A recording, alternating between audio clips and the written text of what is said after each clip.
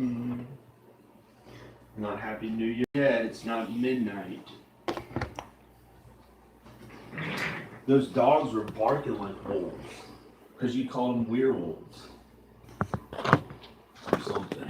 Or something. But they're dogs. You don't want them to attack humans, do you? They're good dogs. They're kind. What dogs are you talking about? The dogs next door. They're in a little fenced area. Please leave them fenced in. I think they're supposed to be there, but they look okay. Tom's dogs? No, he has one dog. Hmm. That guy in your video who you talked about who, hey, that was cool. That guy in your video who you talked about who killed himself or whatever, and his face shot himself, he was an evil human being. I don't know. That's why that happened to I him. don't know that. I don't judge. Because the people there I said didn't even know the guy. that's how he was. Was that? Do they know him? Yeah, they saw how he acted. You noticed the way he was, that like mean and stuff. No, he So wasn't. that's He how was he dead. was. I didn't see him except when he was dead. So he finally killed himself. He was I had no suffering idea mean. who the guy was. We just responded. And then The that's only why he person didn't go I to was heaven. talking about was the lady with the little dog That's right here. who the state trooper blew away. The lady with the little dog. The lady with the little dog.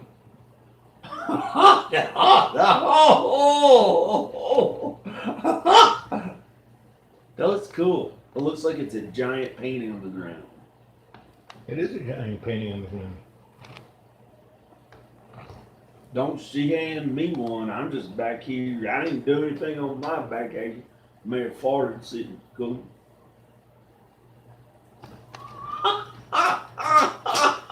Dog.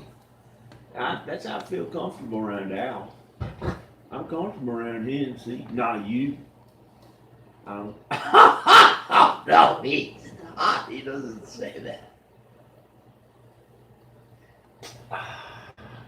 Let me tell you about Hee Haw. Did you watch Hee Haw?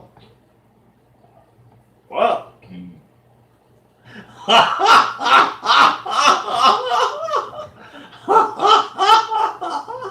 This man here, I was friends with, I think he doesn't like me as much, but he kind of thinks I'm okay. He maybe thinks I'm okay. Who? I don't do any back action on there. It's a small butt on me. It's like putty in my hands. Oh no! Ooh. Nightmare. Selling out to the devil to be a pure white businessman. Ricky Dicky on 10,000 minorities dead. So yeah, Ricky Dicky on white man's money was skinning that businessman instead of the shit that the shit.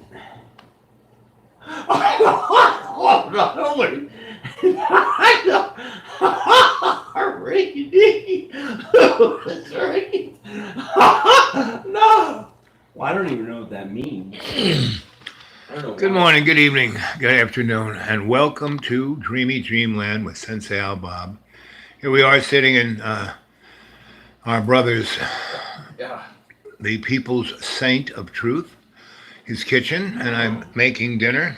Dada. You know, and it's all good. Good to see you guys here.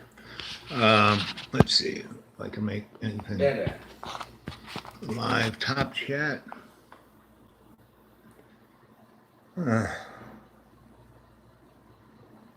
Hey, Lynn. I'm Ricky Dicky. I slide you across the slip and slide. You want to see a white ass? I got a skinny white butt. You want to see how skinny I am? I lost weight, got so skinny, got skinny legs. I'll slide my asshole across the slip and slide because I'm afraid. Jane, can you come over here, John? No. I don't think we're going to get John at all. So, Lynn, you're here, right? And you can text. So, what's not working? I'm gonna block my other Lynn account. It's the one I use mainly. Oh, okay. And the one I get notifications when you are on. Okay. Okay. Well, you heard John. He wasn't like to, you know, he was in he was in character. That's what he was. um, and he was going good. So that's why I just jumped into a live chat. And I'm trying to see what everything is. So that's where I'm going with this. Let's see. Let's see. Anthony. So John is the People's Saint of Truth. That would be PST, right? And because John often can't stand his name, what did you two do today? Let's see. I cleaned the house. I made John breakfast. We had, a live chat of, breakfast with Al. Made him breakfast. And he always goes, "Oh, I don't want that. Oh, that's just," like the kid who won't eat anything. So I go, "Fine, don't eat it." And then he eats the whole thing. And, the bottom line of, he's, "Oh, I'm so fat, blah, blah, blah. How come you're so skinny? You want me to look fat?" He basically, because he is the people's saint of truth, every time he goes into a rap like that, he is basically living out, projecting a good portion of the world's angst and why the world is in such catastrophe, because no one wants to take responsibility. Constantly goes, "Well, God will make life better. God will bring, Danica and the boys back to me. God will," not really. God is tired of people saying, "Please, I want this. Do this for me. I want that. Gimme, gimme, gimme." No. God wants to co-create. That means we have to, every day in every way, be our best and co-create love's one love. And when that happens, everything flows just right. I doubt you can communicate when he's like this. I try, and I can. John is the epitome of a Libra. He's a Libra. So Libras are great when they can be in balance, but they're constantly doing, seesaw, seesaw, seesaw.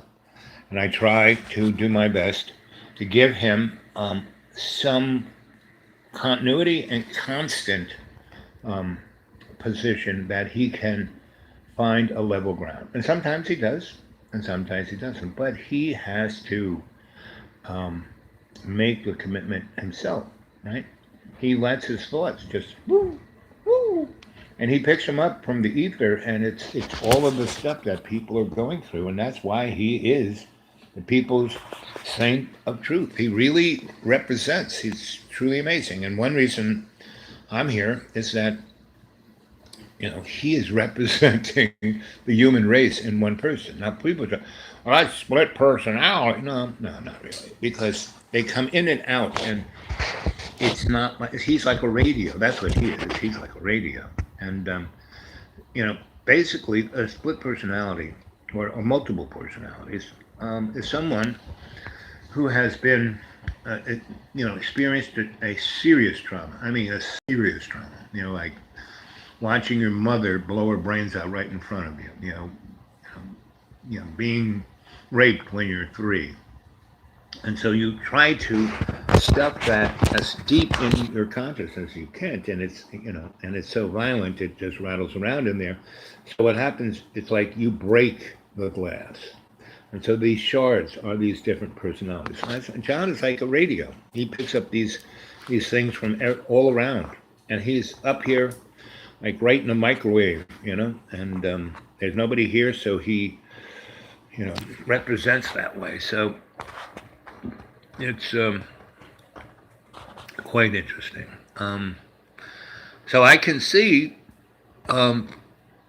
different characters within the construct of the cultural dynamic, right? And it's a dialectic that I can study, So I, the person who studies, I mean, that's what John. One of the elements of John is I came back here. I've been away 2.5 years, right? Just not here. Now he calls me every day, leaves me miles of text, and I'll read it and then go pick out the most salient point and say, why don't you try this? How about that? And but I've kept everything. I've not blocked or thrown out, and anybody who's all of my emails, they're all there, because I don't even know how to get rid of them. So, I mean, that's part of it, right? And at some point, someone's going to realize that there's a value in what's been going on here because somebody is basically letting it happen. And so at that point, we can, have some kind of assistance to take it on the road and bring it out to the people and bring a thing that the masses, because it's not a movement. What it is an ability. It is a tool. It's like an app. Anybody who can write apps, I think we could, the cadre could put together quite an amazing app. There are a couple of you that do have some, abilities in that, and call me on the Dude Awake. No, Dude Awake 42 at Gmail. Dude, what am I? See, I don't even, I can't even remember. I am from the village, yes, the beautiful village in England. I can tell by what few comments I've been privy that you are intelligent and intellectual, and what you all are spirits of truth, spirits of bravery, spirits of all our relations. All of you in the cadre experience and reflect the dynamic of the we and me. It's not, you guys don't on the chat just go on and on and on about, I want, this, I want that, I want this, I want that. No, you communicate in a way that, expands and builds upon the community, right? The we and me. And that is what's going to be really needed in a big way in 2022.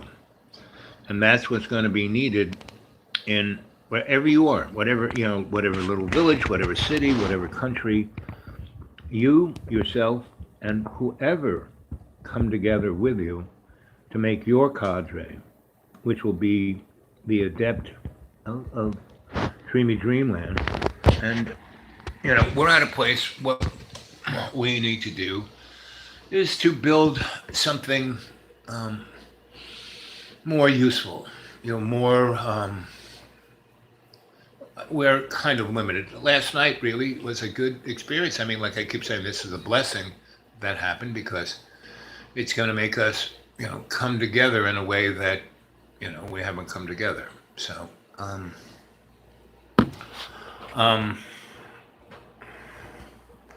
so again, everyone who wants, to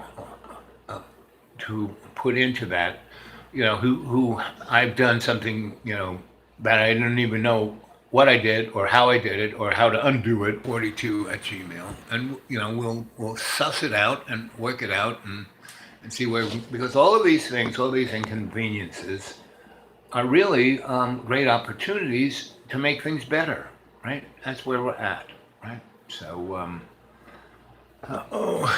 I wish I could keep, the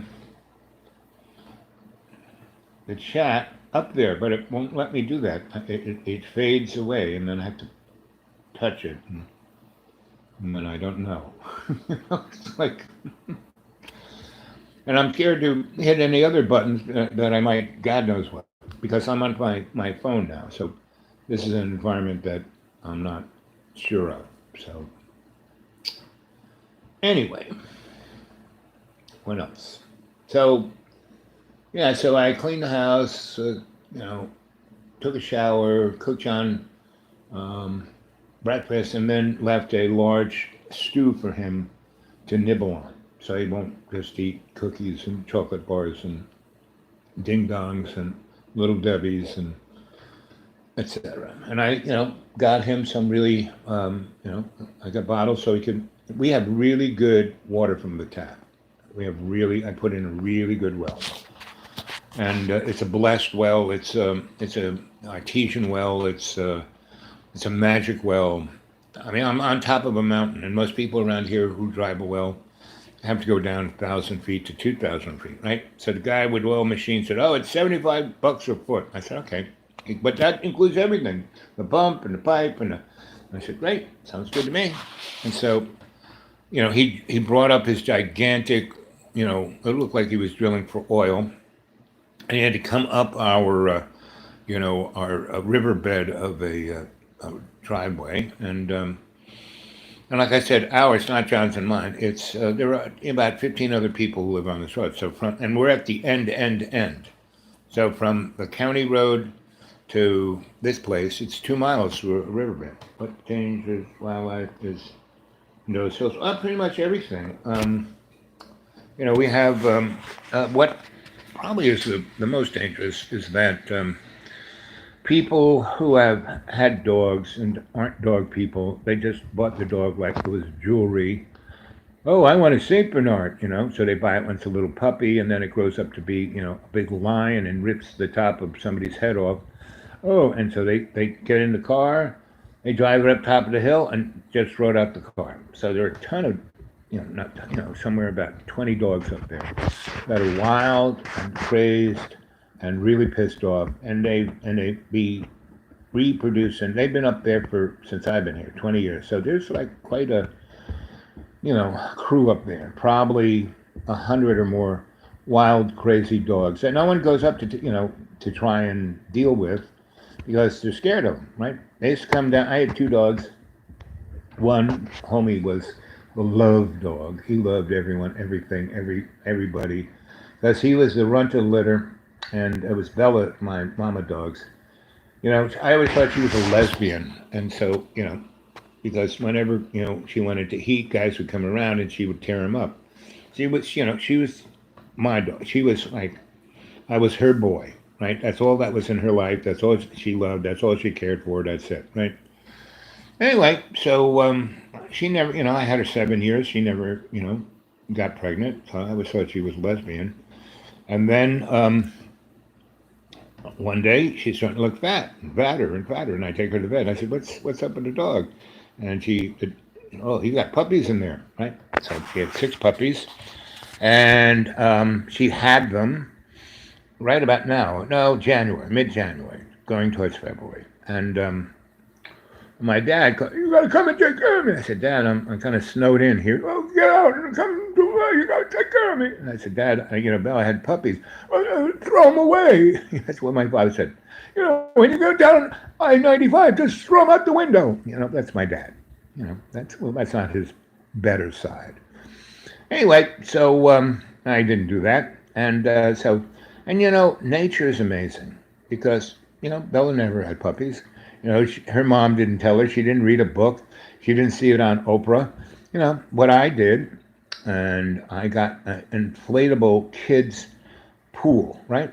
Something that she could step into and step out of, right? And I put a heating pad underneath it, and then I put a nice blankie on top of it, and then I put a bunch of blankies around that she could pull around and make, things she could lie on. And and a big bowl of water. And she went in there. And then I had a place for her like a cat. Brilliant dog. I had another kind of inflatable. It was more a hard plastic kids pool, and I put sand in there, and she wasn't going anywhere. So she popped out one kid, licked him, right, and stuck him in the warm corner and pulled the blankie over him, and the nice electric heater from beneath was keeping the thing, and she kind of went out and kind of fell asleep next to me when she had to take a piss or pinch a loaf. She went over into the hard kiddie pool into the sand. And I mean, I didn't have to teach her; she just did it. Brilliant dog, right? So it took her about, a day and a little bit more to have these puppies. They just kind of popped out. She went and did something, ate a little, drank a little, lied next to me, used the facilities, and went and popped another kid out. So she's popping these guys out probably every hour or every 20 minutes or whatever it was. And there was some larger spaces between them. But it was no muss, no fuss. She'd lick them off. They'd wake up. She'd lie down. They'd suck on her tits. When they'd go to sleep, she'd kind of nuzzle them under the covers and then, stepped out. And they couldn't get out, right? They're a big inflated pool. Kid inflated pool. Those little puppies couldn't, do that, right? So it was doing fine. And then she had a puppy. And all of them were black like her and had amazing markings, right? They popped out being like, I'm the best, they all look like Rin Tin Tin or Lassie, at birth, they were amazing, right? And she was a Lab Newfoundlander Border Collie, really beautiful, so the Newfoundlander, her hair went like from her back all the way down to the floor. She looked like a Yeti, right? And the Lab, she was, could run, and swim, and, go hunting. And the Border Collie, she's, rocket scientist and was all about keeping things in order, right? So when Homer popped out, he was like a calico cat. He wasn't black with beautiful markings. He was brown and yellow and orange and green and, every color of the rainbow. And he was teeny weeny, and all the other ones were like, maybe 4 inches long, 5 inches long, weighed maybe, I don't know, pound or so. He was just, and she just kind of like didn't, she just kind of pushed him over the side, like, yeah, go ahead and die, you're the runt. And I said, hey, no, you gotta lick him. So she went over and licked him and said, okay, I'm licking him. Okay, oh, he's awake now. Isn't that great?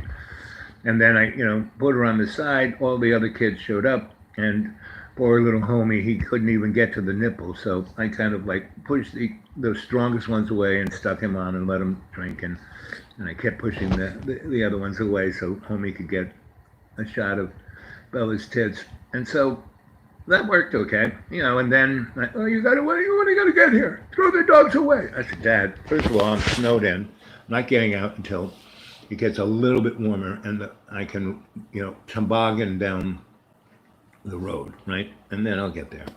And so I get there in 5 days or 6 days or 10 days. It's no big deal. You're in Florida. Enjoy it. There's nothing wrong with you. You don't need me. Oh, you got to do it. And I said, no, sorry. So anyway, it all went well. All the other puppies, within 10 days, they were like running around like they were it. Well, homie, I had this coat, an inside pocket, and I kept him in that pocket all the time.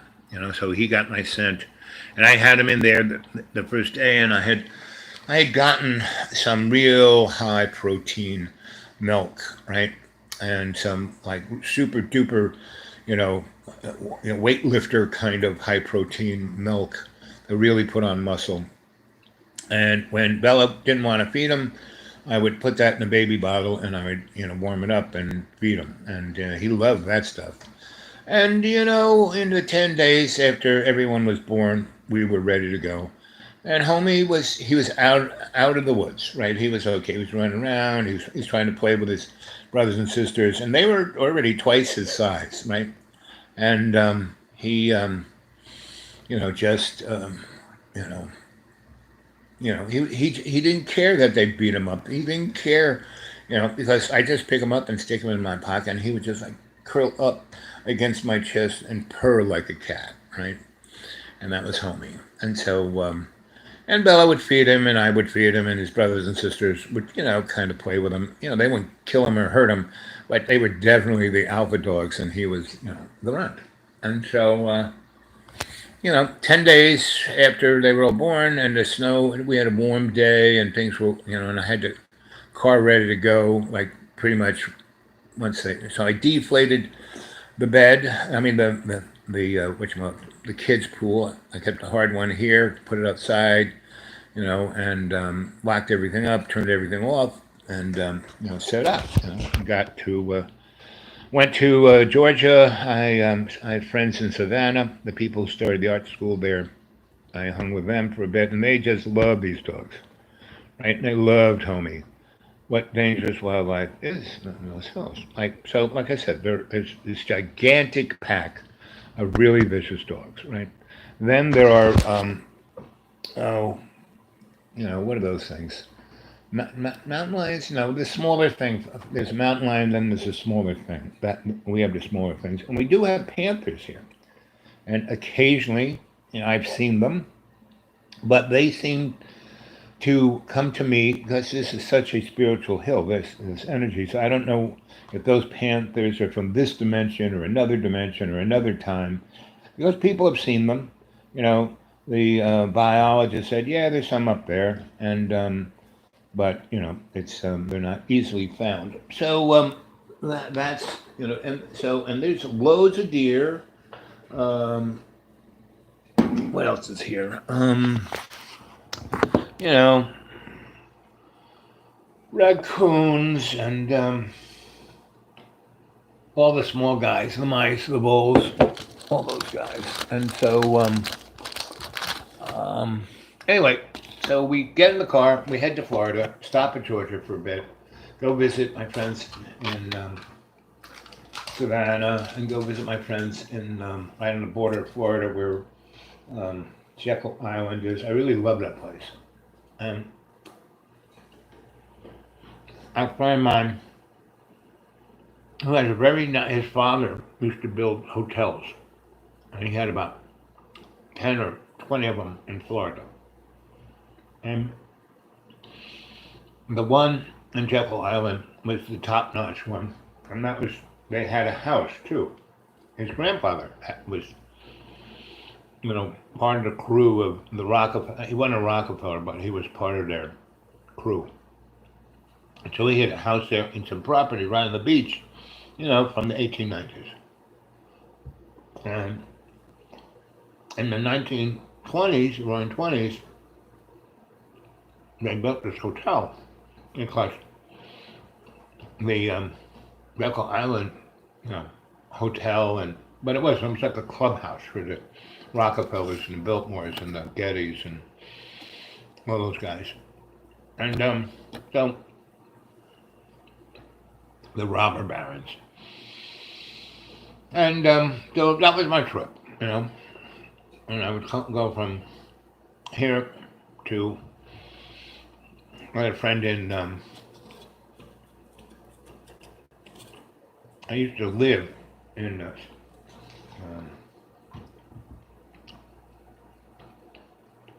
North Carolina, in Asheville. So I'd go down, stop at Asheville, and that was like 3 hours. And then I'd leave Asheville bright and early, right? Leaving here, who knows when I'd leave, but I try to get here by 1. So I'd get to Asheville by 4. So I'd stay with my friends, and they and these dogs I would carry around in a wicker basket, right? They all fit in a wicker basket. And Bella would just kind of walk next to me like she always did. And so we stayed at my friends, something like that. And then I hit the road, and I made it from there to Savannah. Stayed with my friends there for a couple of days. And then I went to short jaunt from Savannah to Jekyll Island, because he had a really nice place. And when I would hit there around Christmas or New Year's, that place was dead. The people really didn't start showing up until mid-January, February, March, April, May. That's when that place was hot. And in the summertime, it was pretty, because it was still nice right on the ocean. And some people from, Atlanta would come there, and people from Florida would come there. And it was nice, right on the ocean. It just got the breeze just right. I had great 2 golf courses, all kind of amenities, right? a bunch of really nice hotels, and then the big super duper, Jekyll Island Hotel. And there were a ton of houses you could rent. It was really nice.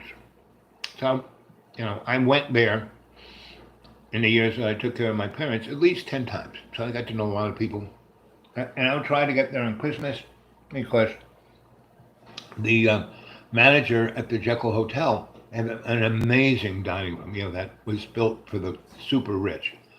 And so Christmas, New Year's dinners, and Christmas Day brunch, and New Year's brunch are amazing.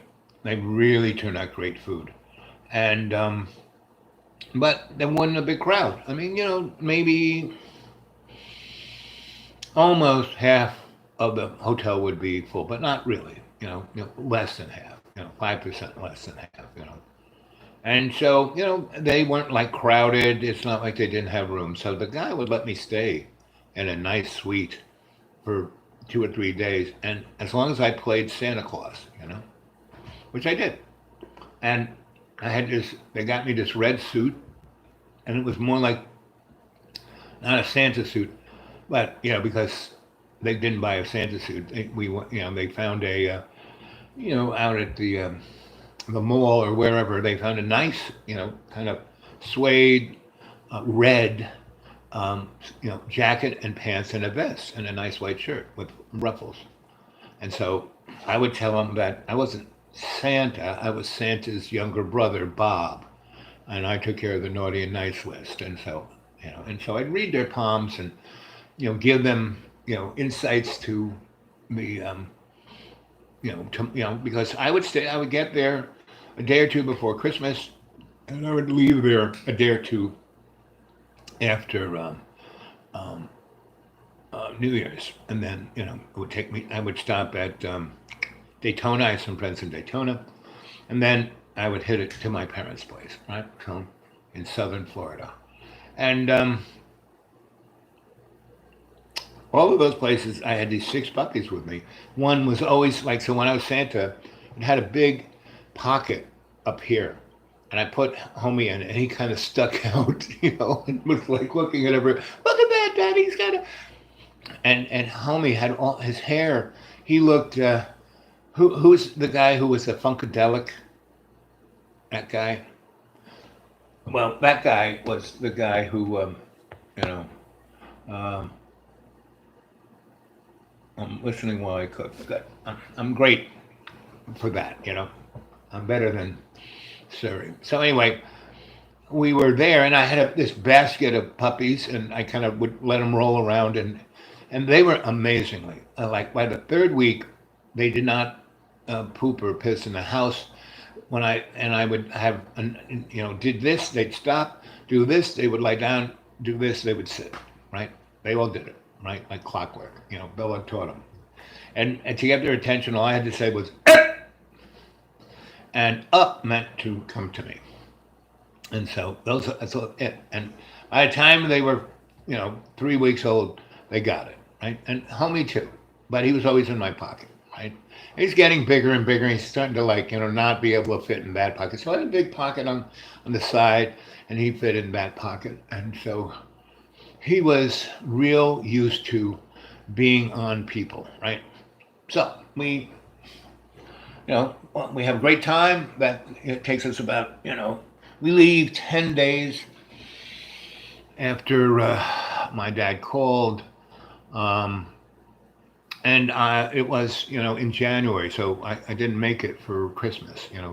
The Christmas thing for that event was not there. But when we got there, it was still Christmas. They still had the Christmas decorations up, even though the holiday was gone. The tree was still there. People were still there to, celebrate that holiday and New Year's. And even though it was like, 5 days after New Year's, everybody was still there in that holiday sense. The crowd, the winter crowd hadn't shown up yet. So we had a nice time. The years before, Bella was always with me, right? And you could have a dog if you rented one of the little houses, but in the big hotel, not so much. And you might be able to have a little dog, but Bella was a pretty big dog. But manager always told other people, well, that's Santa's younger brother. What can I do? and and that dog is a special dog. He knows who's been naughty and nice. So there's nothing I can do. No, I got these 6 puppies in a basket, Homie in my pocket, Bella at my side, and we show up to my parents. And my father, yeah, I told you to get rid of those. I said, okay, Dad. But see, by that time, I already had a place. I wasn't stuck at staying at my parents'. I had a place that was like maybe 20 miles away, right on the ocean. He was more inland. He was west of 95. So every time he said, oh, good, I see that, but maybe I'll come back. Maybe I won't. And he would go, okay. So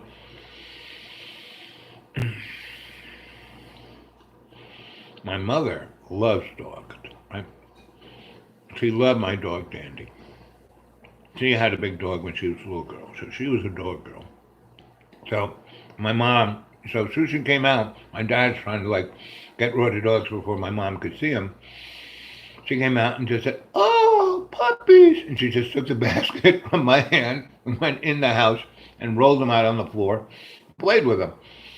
And that was it. My father couldn't do anything about that. And once that happened, he was like, that was it.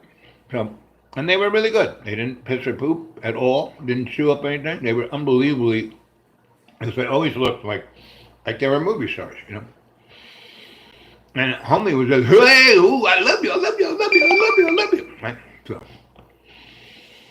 we are, doing this, and the dogs are getting bigger. And every morning I would walk out, they would fall right in line behind me, and I would walk out to my parents' front yard, and they would all find their place to do their business. They all had they pick one, when they first got there, and they just kept doing it there. And they did it like under a bush rather than right on the sidewalk. Really, really, really nice. And I still had this swimming pool that once I put them under a tree, swimming pool under a tree, and I put the puppies in there, and they hadn't quite got big enough to be able to get out of the pool, right? But Bella could just step right in, lie down, they'd feed, she'd go under a tree someplace else. Anyway, my parents lived in this super duper wealthy, unbelievable, stupid gated community, right? Gated, golf course, swimming pools, you name it. And they were one of the first people to move in and bought one of the, houses that the developer built, right? And, they were concrete buildings. They kind of almost looked like, the military barracks that my dad lived in the years that he was in the Air Force, that we were in the Air Force. That was kind of a house we had, but a nice upper end, right? It was nicer. But it was a swimming pool, golf course, a yacht place, all, unbelievable clubhouse. And along with your monthly dues, you can eat as much as you want there. And my parents only went there to show off their diamonds and their clothes, right? They were really not that big. They didn't have that kind of culinary taste buds that I do, right? I like to eat. That's why I got to be 460 pounds. I like to eat. But I had discipline too. I like to eat. I got this nice little thing of cheese, right? 2 days ago. And I didn't, eat it all at once. I still have half of it. And I'm going to eat it. I bought a packet of these nice, Tall House biscuits. I eat 5 or 6 a day with a little cheese on it. Yum, yum, yum. I had another thing like this. John ate the whole box of freaking crackers. 400 crackers and 2 of these things. And he did that in less than an hour, just while I wasn't here. He found it and ate it. So all the food I have in the fridge, which I have quite a bit of food in the fridge. Yeah. So this is all the food that I brought, And it's all fresh. It's all stuffed vegetables. It's all things to cook. and all the stuff that John has is basically, he has all this food that is called vegan, right? He has this vegan bacon and vegan, sausages and vegan, it's processed food. It tastes like crap. I try to cook it up nice. Not really. I mean, if you're gonna eat meat, right? And try to eat meat that's been brought up nice and you know taken care of nice, which in America is probably hard to do, unless you're out in the farmlands like I am in the deep green. There are guys out there who've got cows that slaughter them themselves and cut them themselves and sell it. Right? They got freezers and they freeze it all up, and where you can buy it really fresh, and that's the kind of meat I have, and I have fixed their mother's washer and fixed their power in their barn, and so I have lots. But what's sad is all those people have died from economic redlining, depravity, and then their kids getting into drugs, and then them doing drugs, and everyone going to jail, and people shooting each other, and so when I got there, the population and I call it my three counties because I'm in this triangle, and there's a place just down the road from me where if I had another leg, I could stand in three different counties. I mean, I can stand in two, right? If I had another, if I bend over and put my hand in the other one. So it's in those three counties there were 19,000 people, and they're all farmers. And in 1977, the average income was 25,000, and 25,000 is like 300 grand today. So they were doing really well. They all had their properties. They could buy cars. They could send their kids to school. They could do a lot of stuff. And in 1970, Pfizer and Moderna and not Moderna. Who's a guy who do GMOs and do Roundup? Whoever those guys are, came in and bought the big farms. There was this large kind of collective, and it was called Maymead, and they bought that, and this place was the most diverse environment. It was known as the capital of beans, and all of the frozen food people were there and would buy all these vegetables. So they were these little farms, and they were truck farmers. They bring it to those guys, and they were perfect, amazing. And freezing is actually, canning and freezing is pretty good for vegetables. I'd much rather buy those than whatever crap is in the supermarket, because that is deader than dead. Let's see. Monsanto, thank you. Kiki. So Kiki, I have a really good friend. Her name is Kiki Smith. She's an artist. Do you know who she is? Happy New Year. Monsanto.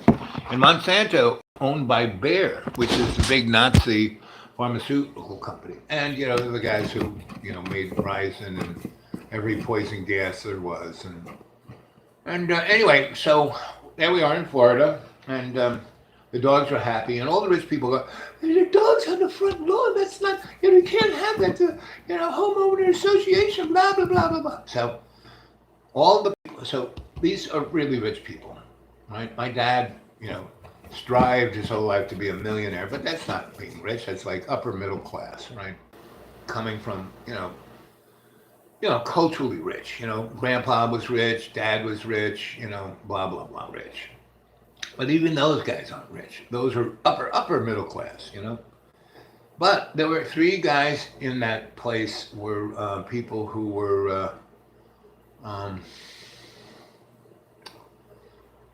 there was a guy who was head of the Federal Reserve in Colorado, one in New York, and one in California. So they were three powerful banking, and they were also judges. So, they were in the what they might be called the deep state, right? And when I was taking care of my parents, and I would be there, and I only had Bella. So my parents bought it back in the late 60s, and my dad got a real good deal. He bought probably the best lot there, right on this corner, right looking at the ocean, and then they had these kind of, because it rains there all the time, and it was a swamp, so they had these ponds, so all the water could drain into there, right? And they had fountains, shooting up. So ocean view, this big pond, which always glistened in the house. It looked like, crystals in there. And he had a big piece of property, from the street to that pond. It was, football field. And most people's houses, like from the street to the end of their property, was like 200 feet. So he had like a 3-lot because nobody was there. No one's building anything. They were like, there are 400 lots or spaces, and the developer built like maybe 20 houses. And my dad bought this one that had 3 or 4 lots that could fit other houses on, right? So he had that, but it was like, he never did anything. He had the crappiest Florida furniture. He bought at Sears back in the 70s, and that was it. And the beds, he didn't want anybody to stay there. There were 4 beds, 4 bathrooms, and he bought twin beds and put them together to make like a queen size bed, right? And if 2 people were there, or 1 person, and they rolled around, they usually end up between the 2 beds, right? And so he had 4 bedrooms, and my parents had the big suite bedroom, and my mom had her walk-in, closet, and anyway, and my dad has a little TV, sunroom library, and my parents, and then they had kind of the dining room, living room, and there was a couch there, and instead of being able to sleep in one of those beds, my dad always made, no, you sleep on the couch. Really? Okay.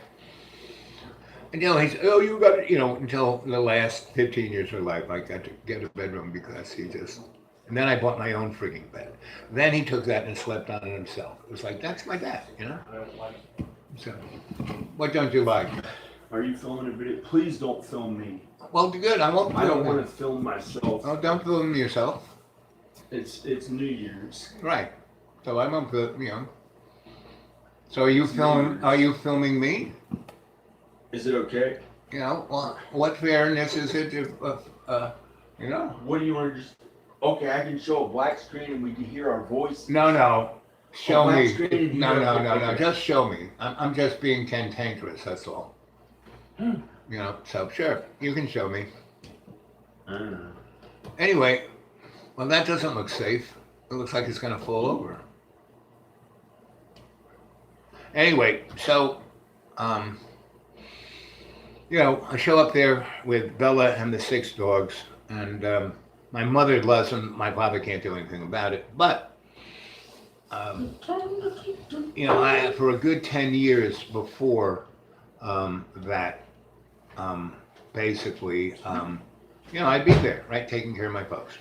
And we'd go to dinner there at least once a week, if not 2. And I would go have lunch there every friggin' day, because my parents are paying for it, right?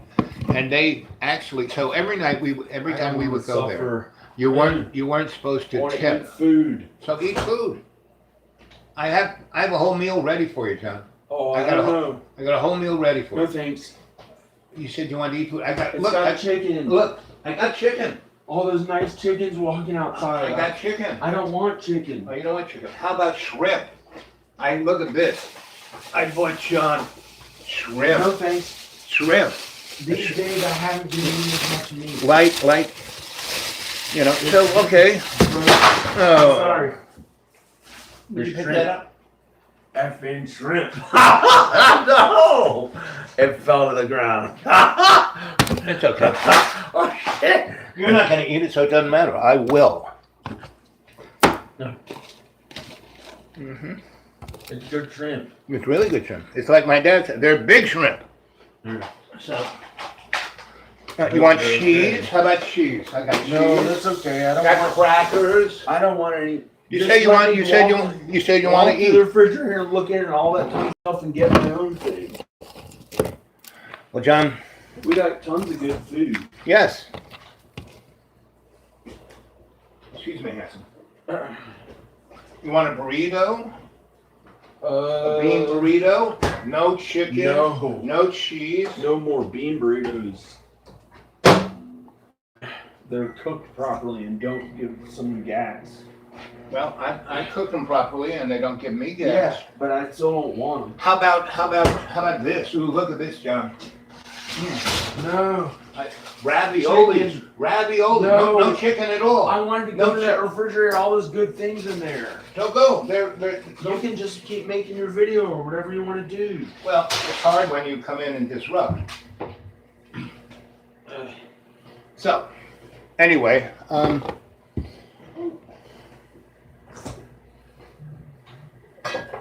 hey John, can you open another one of these? Okay. Or bring the tool out? Somebody called on my phone. Anyway. Oh, my mom's calling. Your mom's See calling? what she's saying. Hello? Hi, Mom. How you doing? Merry Christmas, Happy New Year. Merry Christmas, Happy New Year. Yes, I wanted to come to the Mexican restaurant, but we couldn't find the car key. But then, amazingly, we did. Great. And that's why the car is in your backyard. I called me. What's the deal with that? I just went out to take the dog out, Right? and there was a car in the driveway. Right. Well, John was, Why did you guys come in? John didn't kind of want to. Maybe he thought there was nobody home. I think he did think nobody was there. But he was nervous about going, I wanted to take him down and let's go have some fun. I wanted to come and go to a Mexican restaurant and see you guys and have a good time. But like I said, John misplaced the key and then we found it and then he didn't want to go to the automotive guy. He felt a little nervous about that. And so we took the car to you. Okay. So that's it. I meant even now that you brought the car, how come you guys didn't come in? Oh, you thought I wasn't home. Right. Oh. I wanted to come in, but John got right in the car, and then I took him back up the hill, and then I did some shopping because it's going to rain, and I didn't want to be out there. Right. So. Yeah, and you didn't realize I was here. You didn't know when I was here probably. Right. But there was no car. Right. I don't have a car. Well, now you do. Now you do. Okay, I'll get it inspected, but Right. they're not gonna do it till next week. Right. Well, I don't think that's going to bother John. Driving this car. Right. That's the reason. I don't think that's going to bother John. But if I told you, take cars, it's too late now. Right. It's all good. It's all good. It's all good. Okay. All right. So you all had a nice Christmas? Did your older daughter show up?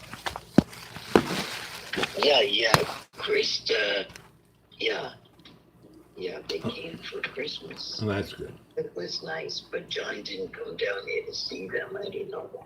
I don't remember why. Well, you know why. He likes it up here. He likes being by himself. No, he says he doesn't, but I think the mountain sucked him in. Right? I'm trying to re-energize him, and So he realizes. yes, right. So we get along. I'm helping him out. I'm trying to make food for him. That's the only one he loves, Al. I'm serious. Oh, I know you are. Yep. But he needs to, because he's got so much ability, so much talent, so much everything that he just needs to. Do something with it. Right. Because time is interesting. It's very malleable. It can take forever for that piece of toast to come out of the toaster, but before you know it, you're 20 years older. Like, look at Rowan. He's like, what, 15, right? That's right. I mean, last time I saw him, he was 8 or 9. He So was just a little kid. just look at now he's a adolescent, soon to be a young grown up. Yeah.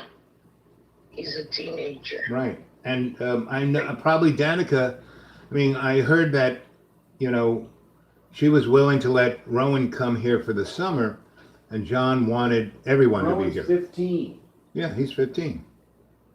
Yeah, he's a teenager. He's a teenager. 15. You know, he's a teenager. Yeah. But, you know, it will be what it is. And my basic feeling right now, I am, I've been out in the woods for 2.5 years, which has been really great. I live right in the squirrely part of Tennessee, Virginia, North I love Carolina. more people than just my mom.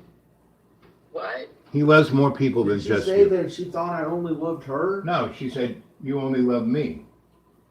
I said you only love Al. No. No. So anyway, it's a very placid, really nice place, but it has finally been discovered, and the rich have come in and are ripping and tearing it. What, the place where you were? Yeah, well, I still am. I'm just not there at this moment because it's out in the middle of the national forest, and it's beautiful in the spring, summer, and fall. Winter, like last winter, I was snowed in there from Christmas to Valentine's Day. Whoa. Yeah, couldn't get out. Luckily, I had warmth, food, and water. But, you know, and I had to, it was one of those things, well, okay, I'm not going nowhere. So, you know, read books. I've written 4 novels since I've been there.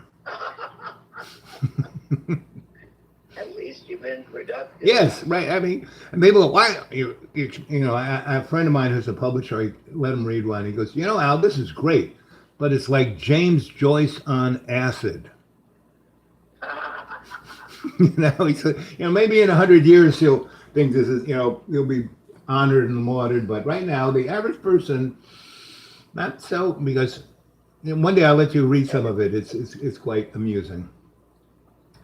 And I do my, you know, John got me into doing YouTubes, so I have a YouTube. So, so I have my outlets, and there are 2 universities within 30 miles either way, and I used to lecture at both of them, so I know loads of people in those towns. So I know I've been there 20 years. Happy New Year. Yeah. Say something to your mom. Happy New Year's Day. Happy New Year. Happy New Year's Day to you and Dad and Taza. You and Dad and Taza. No, you and Dad, and then wherever Taza is, and Krista. So, how's Mike doing? Mike's doing good? He's tiling her kitchen. What? Tiling behind her cabinets. Mike is tiling the kitchen. No. Grace. Oh, Tiling. okay, got it. She's trying to do everything herself in her house. Oh, Tracy, right. Well, that's good. That's good. You know, And tiled it, now she's crowding it. that's good. Today. Well, you know, the thing about that, it's hers, you know? Yeah, it's hers exactly. So that's good. Well, I'm going to be here at least a while, you know, until it gets somewhat warm, you know, so I can go back to the woods. See you. Hope to see you. Oh, yes, I'm going to come by. I'll come by and visit. Okay. I got your number so I can. John, come and say, you know, I'm sorry you guys didn't come in today, Hi. but there's another day. We'll come and Yeah. visit. we'll have shows or. You guys are there on the weekends, right? Pretty much. Oh, I hope you're okay. I hope everyone, you and John, no. you're okay, John. John is fine. John's doing good. John's younger. Yep. Oh. You know, I haven't seen John in 2.5 years, and I have to say that John has moved forward a good deal. Good. You know? So glad. Get out of here. No, What did you guys say? no, no. What, John? Adele called me today. You know No. who Adele is, right? You know who Deli is? Adele. Adele. Yes, I know. She's big and famous. The brother ain't. She what? She's good. She's a good musician. She's kind. I don't know. Okay, she's a kind human being. She was telling me she's getting arthritis. In Oh, her no. finger. And where? Her hand? Yes. And Oh no. she's not doing she used to do I hope she's okay. the heroic trio. Oh great. John, So how old is she? How old is she? her son is 13 or 14. Oh, he was the one who's having a birthday last night? No. Adele is his cousin, She's pretty good. but she used to do, she was with the heroic trio. Mm-hmm. And they performed Yeah, great. the world playing, one was a violin, one was a cello, one was a string trio. They play concerts. Right. But now, since her fingers up and she's getting arthritis, she can only play with the New York Philharmonic. So she's stuck in New York. Well, I know that doesn't make sense to you, sure it does. It makes sense to me. She was a solo violinist, the featured person, Mm-hmm.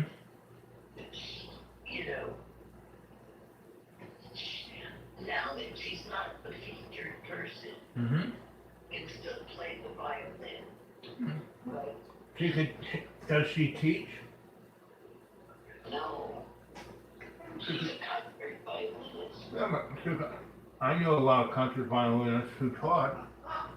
Well, they taught to make money on the side, but she'd be traveling. Maybe now she's be teaching because she'll be in New York. She's playing with the New York Philharmonic. Well, that's just what I said. She could teach. Teaching is good. It's good for the soul. It's good for her. It's Yeah. something that's good that she does. It's good for the soul. Not for me. Okay, but anyway, I was just telling you, John, what happened to Adele here. Mm-hmm. That Adele called me today, and she was telling me that this right now today is the 4th anniversary of Bonnie's death. Mm-hmm. Bonnie died New Year's Eve Mm. 4 years ago. And I was just telling John, maybe he could say a little prayer tonight. We will. We will say a prayer tonight. We will celebrate the New Year for Nani, Yeah, celebrate her life. right? Because he has one painting of hers that is not my socks off. Really. Mm-hmm. Well, she was a working artist till the day she died now. Yep. The day she died, Maya. She was an art teacher at an elementary school. She did God's work every day. No, she was a good artist. You know. She was a good artist. That painting you have on that wall is a very beautiful wall. Yeah, pretty good. Yes, she had shows. She was a good artist. Place on 57th Street. Mm-hmm. The Brooklyn Museum. Mhm. She showed her. But she was an art teacher. Mhm. But at any rate, I was going to say New Year's Eve. She and Maya painted her front windows across her condo. She had all big giant windows. Mhm. She had like a townhouse. And she stood on the table. They painted a big bell. And this was the night she died. She painted this. What? This was the night she died. She painted this. Yeah, the day she died, she wasn't sick. She stood on the table, Right. the kitchen table, so she could Paint. reach the top and paint Happy New Year 2018 or whatever year it was. Yep. I thought 2018, but And so she stood on the kitchen table and she painted an acrylic on the window. Happy New Year 2018. Right. And they made a big bell and all that. So she was a working artist. Yep. Till the day she died. And if she didn't paint something in the windows for every holiday, you know, the St. Patrick's Day with the hat and the leprechauns, and Christmas, every holiday.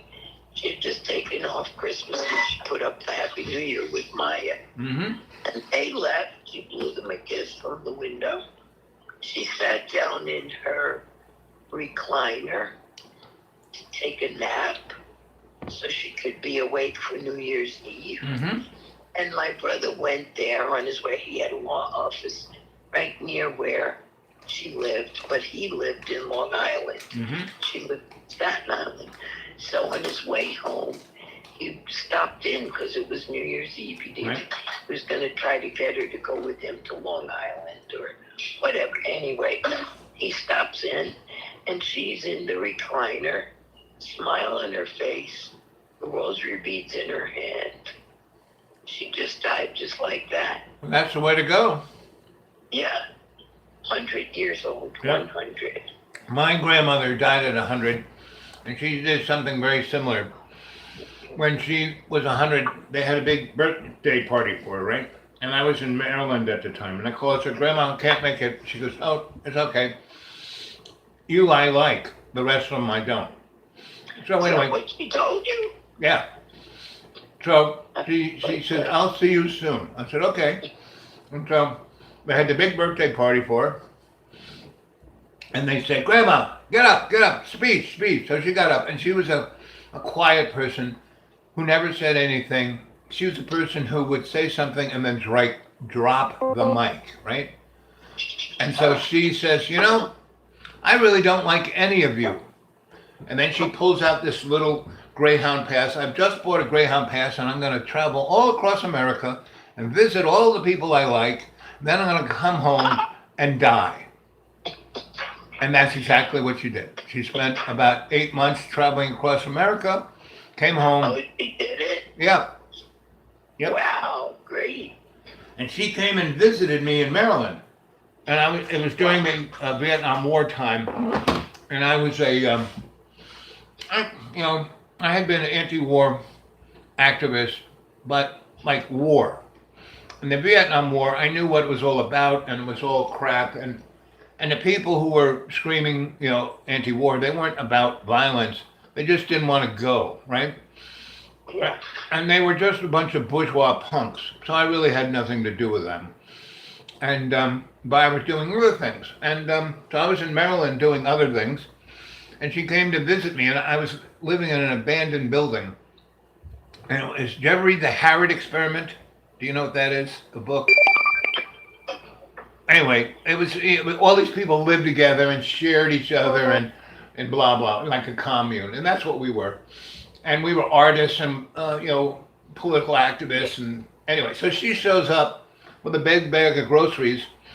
And, I'm in bed with this young lady, and my friend pokes his head through the door. Hey, there's an old lady at the front door, and she's asking for you. And I said, uh-oh, that's my grandma who brought me up. When I was a little boy, from 0 to 6, I lived with her. And so the girls have already got her in the kitchen. And they're already like cleaning the kitchen, and grandma's like taking the groceries out. And I had nothing to wear, so I threw on the girl who I was with her dress, and I had real long hair. And I came out, and my grandma just kissed me on the cheek and said, it's good to see you. And she didn't say anything like, oh, what are you wearing? Not a word, right? But within a day, all the boys were wearing black pants, white shirt, and ties, right? And our hair pulled back, and all the girls were wearing dresses. And we were cooking up a storm, and it was starting to be spring to summer. So the kitchen was real hot, so she had us build a kitchen outside and start a garden. And then we started feeding the people in the neighborhood, and it was really rolling, and then she moved on. And that was my grandma. She would come and move mountains and then leave. Yeah. Yeah, that was my grandma. So it sounds a lot like Noni. What was her name? Mary. Mary White. Mary Rose. Lovely. Mary Who are you Rose. talking to? Your mother. Really? We're talking about Nani. And how she died with a smile on her face. So, Teresa, is Nani's house, is it right when you get off the ferry from New York? No, it's right when you get off the Verrazano Bridge. Oh, over there on that side, okay. Because I lived, you know that little part when you get off the ferry and it's like a little town down there, right at where the ferry is? Yes. I used to have a basement apartment in one of those buildings. Well, she lives in Grassmere. Okay. Yep, it is done. Yep. It is done. Yep. The devil has made John back to before he had a wife and kids, as if he doesn't even have any We're children. talking The about devil did it to him. John, we're talking about Nani. He went right back to his parents like he never had any of those kids who Excuse me, he John. put his wife Talking first about and his Nani. kids first, and now he doesn't have them. Like he's a teenager and wants to fornicate. What a little fucking faggot. Johnny, are we talking about Nani? Are you talking about? No, he was just doing a skit. I'm sorry. He was I'm just doing a sorry. skit. The devil. That would be the devil, not you. Right. Not you. We're talking He was just- about He was just doing a skit. He was doing a skit. I'm sorry. John does skits. I'm sorry. I don't know what to say. Fucking- You don't have to say anything, John. I'm sorry. Oh, Are you no, okay? Not you. You're not interested. Are you and Dad okay? That's what's important. No, John, we're talking No. about Nani. Right, well, John isn't. You But know, I believe you're interested in you, not Nani. pretty much. I mean, I and understand that. that's the major issue, right I'm there. not going to tell you what it indicates. Right, that's the issue, right there. But That is the issue. John is always interested about John. yes, he doesn't understand that other people exist in the world. No, he doesn't. So that's what makes him pretty lonely. Yes, And that's why I'm trying to communicate to him. and that's actually why Danica just want to be with him. No kidding. Yeah, it's pretty straight up. And if he really serious, he would go to Texas and be there, right? That's too hard to explain to John. Well, I try. Every day I try. What? I said, every day I try to explain that to him. Yeah, he can't get it. I Well, don't know. you know, when you say he can't, that means he never will. If I keep trying and doing my best, he may. Because like I said, he is, Right. you know, since I left 2.5 years ago because I was just If he enabled. really wanted Danica, he would think about her before himself. That's it. That's 100% it. No. I mean, he had the ability to have Rowan here, and he wanted them all to be here, and he wants to be the father of the little girl. And I try to tell him that he's not. He's not. He's not. And Danica, she's got her own issues, right? But Oh, yeah. you know, John's real responsibility is to his sons, really. Exactly. And so, you know, that's kind of what it's about, you know, to see what he's really going to do with all of that. And, you know, and I can only But be, he doesn't even understand that, Al. well, He understands, Michael, that his responsibility is to his sons. right, Does not. right. He says that's the most important thing, but And his sons. if they were that important, he would be there, you know? Time of money. Has he supported them for 4 years? No. Okay. But the more important thing is the emotional support. You Well, know? he thinks he gives them emotional support. but he really, I mean, emotional support, that's the emotional support. So, Okay. Well, and he can't be in Texas. That's well, for sure. he could be. I've had plenty of friends No, he, that this has occurred to them too, and I their would children were explain the it to most you, Al, important but thing. I And they never. went to where, I had a friend, they were living in New York, and his wife took his kids to Paris, to France. And he was a Yeah. musician. He made his living playing gigs in No. America. But he went to France, learned to speak French, and made his living playing gigs in France. And he had a RV that he would That travel was around. good for him, Right. Al. But that can't work for John, even if John were different. I went to Texas. I went to her house.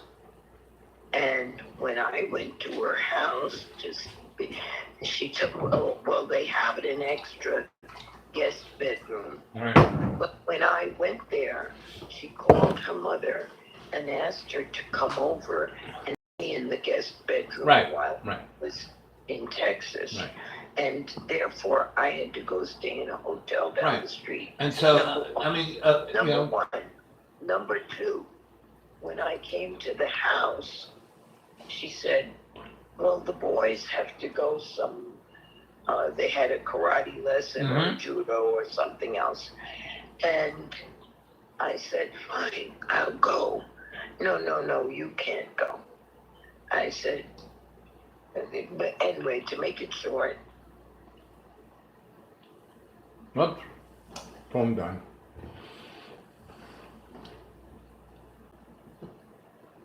Anyway, gang, did you all capture that?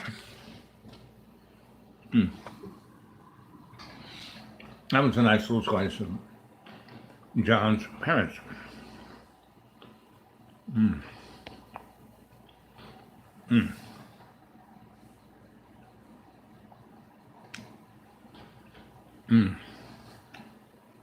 Oh, the warning. Okay, hey, plug something in. I got you. I'm not plugged in. I'll go plug it in. Thank you for warning me.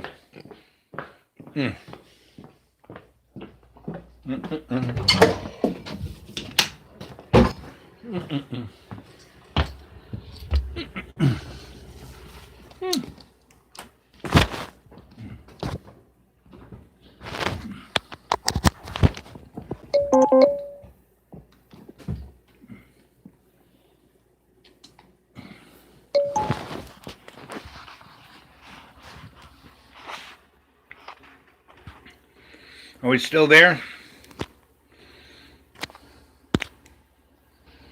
She sounds lovely. She is lovely. John's parents are lovely.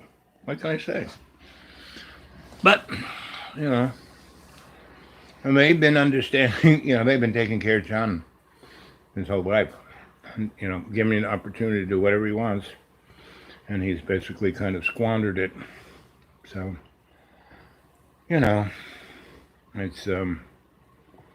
it's hard to understand. As I've been telling folk, I'm here to wrap things up, to tie all the loose ends, right? I'll be here for a month or whatever it takes until spring comes or something else comes. I mean, other people say, oh, you should come stay with us. That I might just do that, But John has, he's, it's hard to explain. I mean, you see it. I mean, that's why I do this, because, and as I think it was Toole that said, he was the, people's saint of truth. And he is. I mean, his suffering, his emotional catharsis, whatever you want to call it, is basically representative of all the things that are going on. I mean, he goes on about, gender and sex and color and race, and it sounds unbelievably terrible. He's really just patterning what society does, And then he goes, oh, that was terrible. I'm sorry. I don't mean to. I really love Jewish people. I really love black people. I really love Hispanic, And, and I really love my children. Well, why aren't you there being with them, And I have 128 godchildren. I had them for a reason because they were kids running through the street who were going to be dead or in jail. They had no one looking after them. I grabbed them and said, I need a helper. Here's a screwdriver. Let me show you how to be an electrician. I'll pay you $10 an hour. And by the way, you can stay in my loft here over in the corner and build your own little nest. And I did it for 128 kids, right? And what's truly amazing is that I'm still kind of in touch with them, but I'm not their parents. So I'm not, completely 100%. But I'm always a person who they can, he'll watch my back for me. But I taught them to be self-reliant to the point they all succeeded, all 120 of them, right, in their own way, right? But they're not in jail and they're not dead and they're not on drugs and they're doing what they want to do and they're happy and they got families and they're moving forward. And that's what the human race needs to do. We're stuck. John is a perfect example of that stuckness. That's why I do videos of him, because I put him up on the channel and people go back and look at these things. They just don't watch it for this moment. That's why I keep them all there. I don't like John has taken 99% of all his things down. And never shows them again. And once in a while, he'll edit them into this and that, like the Christmas thing, right? Because the stuff that we did, that he edited into, was really good unto itself. And I told stories about Christmas and what the meaning of Christmas was. And you saw what John, you saw the meaning of Christmas was. So it's that, And so I'm all in for now, for this minute, for this day, for this week, for this month, I'm in, and you heard his mother say, why don't you come in? Well, he knew she was in there, but he said, no, let's go. She's not there. No one's there. No one's home. And, that is the sadness of it all, right? And, so, she called him and said, oh, we're going to go to Mexican dinner. Your cousin's here, and wouldn't you like to see him? And, what did he do? He lost the key to the car. I said, well, I'll drive. And I can't see, I can't drive at night. I just can't. I can't see, right? And even at dusk, it's hard for me. And to let John drive my car, it's like I have no money. If he smashes into something, breaks something.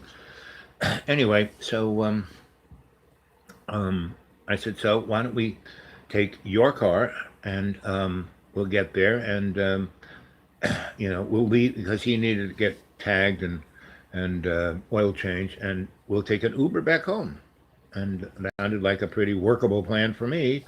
And he said, okay. And then basically he said, oh, I can't find the keys in my car. And I said, let me find them. And so I went up there and I, did my, using my dowsing abilities. And I said, okay, that's kind of over here, pointed at his bed. They're probably in the pocket of your pants or something. And I was going to go look. He said, no, don't look at my stuff. Oh, don't. He knew that his key was there. He didn't want me to. I mean, I've cleaned his house up 100 times. I've seen all his garbage. I know all his stuff. It's like not like I'm breaking his privacy. He just goes through my stuff, and takes things, when I come here, I basically have to come with nothing that's that important to me. And the things that are, I have to keep an eye on, basically, So that's the story. What time is it now? I don't have a clock. It could be like 5 o'clock. It's darker than dark, so it's probably six something. And so I was, his mother, his whole family, his grandmother that she was describing, who died with a smile on her face. Her house is alone, empty. John and I could go up there. I know a ton of artists. I know filmmakers. I know a ton of people that I'm still tight with. I know people who run art galleries and museums and nightclubs. I could take John to all those things and show him a really amazing time and get his toe into any of it if he wanted to. But he's staying up here. And, the last 2.5 years that I haven't been here, he has, texted me and left voicemails and, did everything to, emails. And some are like, oh, I miss you. Please come on. You can stay forever, blah, blah, blah. And then the other one, I hate you. You know, I can tell you're sending, you know, making me think bad thoughts. You know, really, 220 miles away, I'm making you think bad thoughts. You know, I haven't seen you 2.5 years. You know, you're a terrible person. You know, and he goes on, and he says that to his parents. Man, he curses at his parents like you can't believe.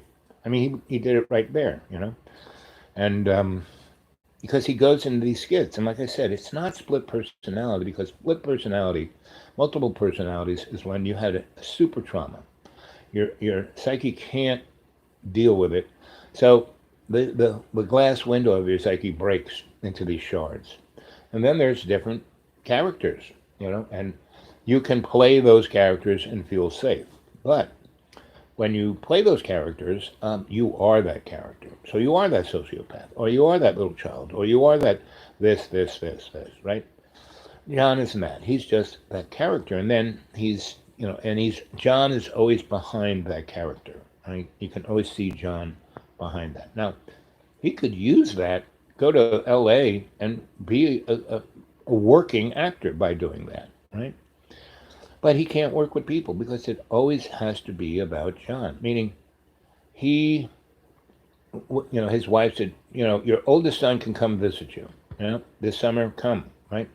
We wouldn't let him come. Kid wanted to come. Kid wanted to be with his dad. You know, he was tired of. Yes, I tried again because he's a good painter. He's a good art. He's good at everything he does. He just doesn't do anything. You know? I mean, he's got this big drum set up there. If you've ever watched any of his videos, you know, he's playing all this noise. It's okay. I mean, it's like it's an exhibition of his chops, his ability to play the drums. But there is no song there. There is no rhythm there. There is no anybody but John there. You know, and all of art, even painting, is a group effort. You know.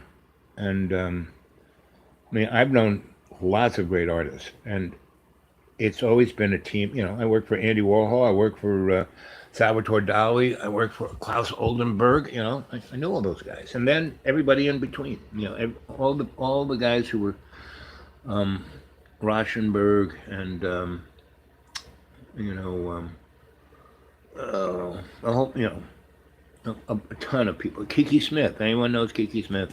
Yeah, she used to be one of my electrical helpers, you know. And the boys who put together MTV, they were the guys who were doing, you know, one of the 9 producers of, you know, Potato Wolf. So, and Collab still is in existence in a certain form. And that, you know, is a real testament to the 8 of us who put it together back in the late 1960s. And it's still kind of doing what it was meant to do, you know, support individual artists to get exposure, right? So the beauty of what's coming up in 2022 is that things are going to get, that it will, and that was in the 1969 to 1979 was a real hard time. It was a real difficult time. My phone is ringing. Let's see who's there.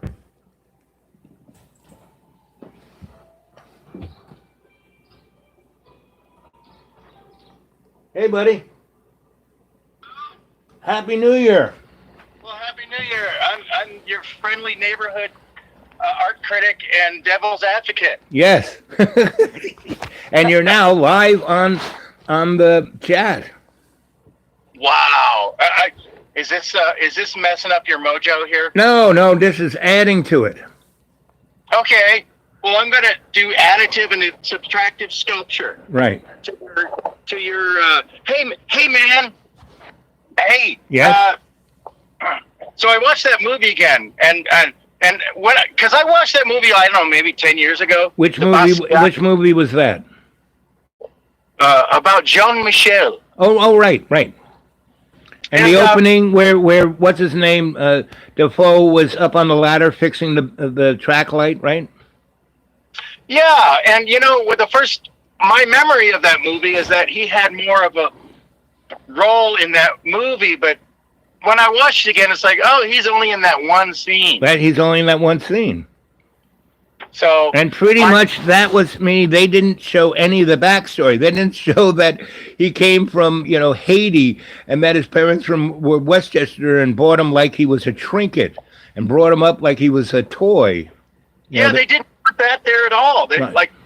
I had no idea until you told me. Right. And that I found him up in the South Bronx turning tricks in his prep school uniform, Yeah, they kind of left that out too. kind of left that out. And that's why this guy was what he was, because he was, the only way he could survive, his little antenna went out to the art universe and got this electric shock that healed all that trauma, and he did what he did. Yeah.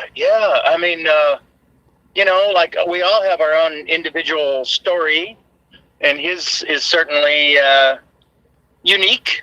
Yes. And Yes.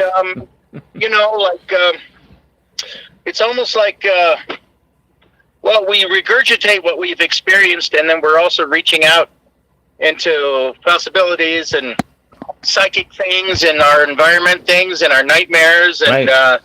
And things off the top of our head. I guess he would just I'm not even sure.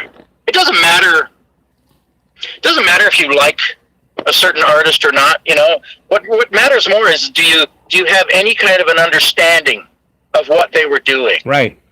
You know what I mean? Yep. And because I just remember, back in that time, we're talking about the first half of the 80s, right? Mostly. Well, the real zeitgeist of it was like from 1967 to 1997, but the 80s were when things were like seeming like, oh wow, this is it, right? The 70s were really the more exciting, interesting part because, especially in New York, but the rest of the United States, the rest of the world, there was a Great Depression.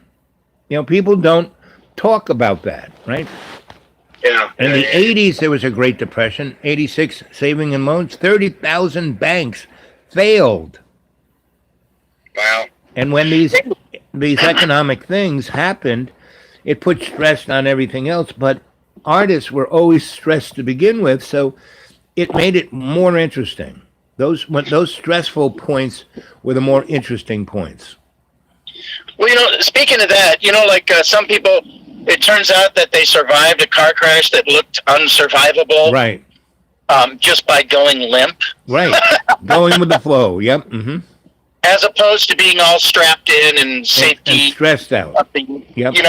So, I mean, I'm wondering, like, hey, man, we're at the brink of this, what you call the big splat. Right. I mean, it could happen like any time now. It really could. Right. And actually, we're like in the slow motion of the splat. It's already started. It started back when Jack Kennedy got whacked. Well, that's basically my whole lifetime. So Right. yeah, but I mean, no, like for real. Yeah. So you're a witness to it, right? So you know it. Yeah. Well, we don't have soup lines anymore. We have EBT cards. Right. Exactly. And they So can be it's not- turned off at any minute. Well, yeah, no, I have, I don't know if it's true or not, but, the stuff that they're injecting into people might be some kind of reactive to electrical stimuli and might have a ability to, turn you off. Yes. Exactly. I mean, who the hell knows? I mean, I don't know. I listen to all sorts of things that are going on, and some of it I say, God, I hope it's true, and some I say, God, I hope it's not true. Well, the bottom line I can tell you is that technology, right, that ELF technology, has been around since the Egyptians. And there have been people who have been playing with it since then. So it's not like this is a brand new thing. And they've affected emotions and dynamics of whole populations, and yet we're still here, And that's why I'm still here. Back in the 80s, early 80s to 2014, I kind of went from that, itinerant scholar guy, artist, organizer, blah, blah, just having that kind of life to being, Yeah. in the ivory halls, and I wasn't a scholastic, and I was still the itinerant scholar, but got drawn more and more into that, and then from 2004 until 14, I worked for corporations. I was a negotiator, right, and Yeah. I went totally, jumped into the chocolate swimming pool of hedonism, and went for it because I had seen that, man, we should have been blasted into nothingness back in the 68 moment, right? And it wasn't. Then we had a couple of times in 73 when that should have happened.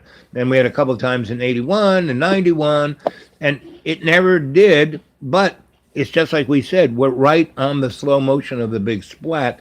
So I said, screw it, I'm just going to have a really, really hedonist good time, right? And I don't regret a moment of that. Yeah. I had to pay for it, meaning my body. I died, and my body is kind of. But the last month I went to all my high-price spread doctors rather than the poor people doctors in North Carolina I go to, and so they know me from the time that they were going to cut my legs off. The same guys, and they're amazed that I can walk. Yeah. They're amazed I can breathe. They're amazed that I lost 240 pounds, but I'm looking pretty good, my blood pressure, my blood sugar, all those things, my organs, they're all fucked up, but they're working pretty good. And they all say, bud, just keep doing that, bud, you'll live another 20 years, Okay. Well, on the other hand, listen, pal, don't push your luck here, okay? Well, that's why I'm doing the YouTube and reaching out to all these folks, and so were you aware of what happened last night? Where in Colorado? In YouTube land, my little YouTube channel. Well, I've tried to catch a few minutes here and there, and of your friend's maniacal laugh, Right. And you cooked breakfast this morning, but what event are you talking So about? last night, I cooked John dinner, and he says, you can go online on your phone, and a couple of years ago, YouTube said, oh, you don't have enough people, you have to use your other device to do it, right? So Yeah. right. So I did see that. he showed me that, right? So I'm doing that, and oh wow, look, I can do this on the phone. So we're doing it, and people are talking, and I'm cooking John dinner, and da-da-da. Then he kind of goes off to do his own thing, and I go into the next room and lie, sit in a chair with it and be well lit. And then this guy comes on, and before John goes up, this guy comes on who says, I want to buy John's house for $500,000. And I want to turn the basement into a movie studio to basically do S&M porno, and I want to hire you, Al, to be a dog in a cage. I said, oh, well, that sounds great, but you'll have to buy the place, you'll have to spend $1 million, and I'll be glad to sit in a cage with a dog collar on, but I want $1 million for every day I'm in that cage, And Who the hell is this guy? his name was what was his name? Matt Loss. Right. Right. Sounds like a joke name. Yes. So anyway, but it's perfect. I mean, he too was a perfect. So he's like a mat. What do you do with a mat? You walk on it. So this guy's he was self-loathing, really right. So I'm just like seeing who he is. Anyway. So he then everyone comes on the chat, all the sweet, good, kind folk who are, so say we all, part of the, like you, right? And so everyone's going, now this guy has, I don't know what about up with this guy, and he has taken notes on everyone who's in the cadre. And so at a certain moment, he starts to attack. He's attacking me, but I don't care. I just laughing at, you want me in a cage with a collar on, not a problem. Give me $1 million, I'll do it. And I won't ever stop being me. So good luck with whatever you think you can do. And so he starts attacking all of the members of the cadre about all the things that they shared with us over the years. Wow. Meaning what a singer. he had had to watch over, at least a couple hundred shows to get the information he got. And, and that's why people do. They know that, oh, so, he's doing so many shows. Who's going to really, well, this guy did that. And I could feel everyone he attacked, just because he went at their juggler. And so I did not know the phone too well. So I hit the wrong button and I gave him the wrench, meaning the control of the show. Oh, no. Yeah. Shit. And he blocked everyone who was there. Now, is this the first time this guy has actually raised his ugly head and said hello? The night before, he that's when the first time I noticed him.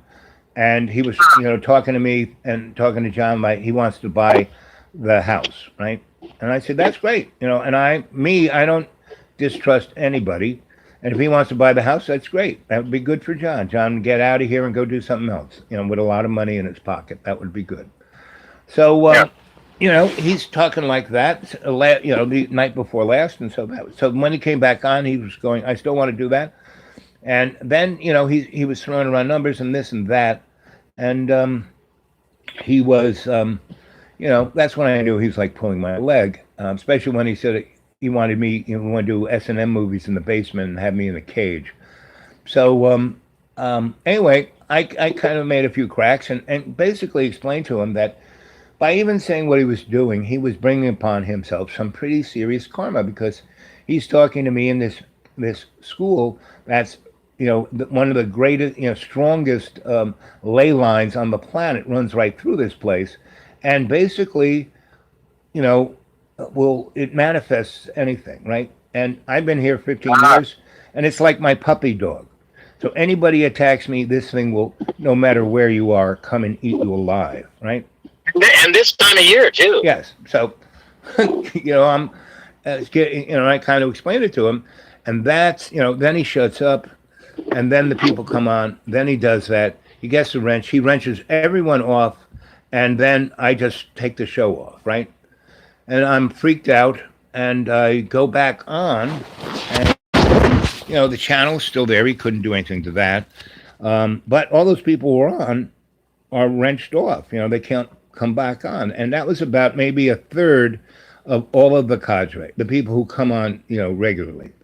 Well, most of them had other names, addresses that they could come back on with, right? And so within 10 or 15 minutes, half of the people that got wrenched out were there.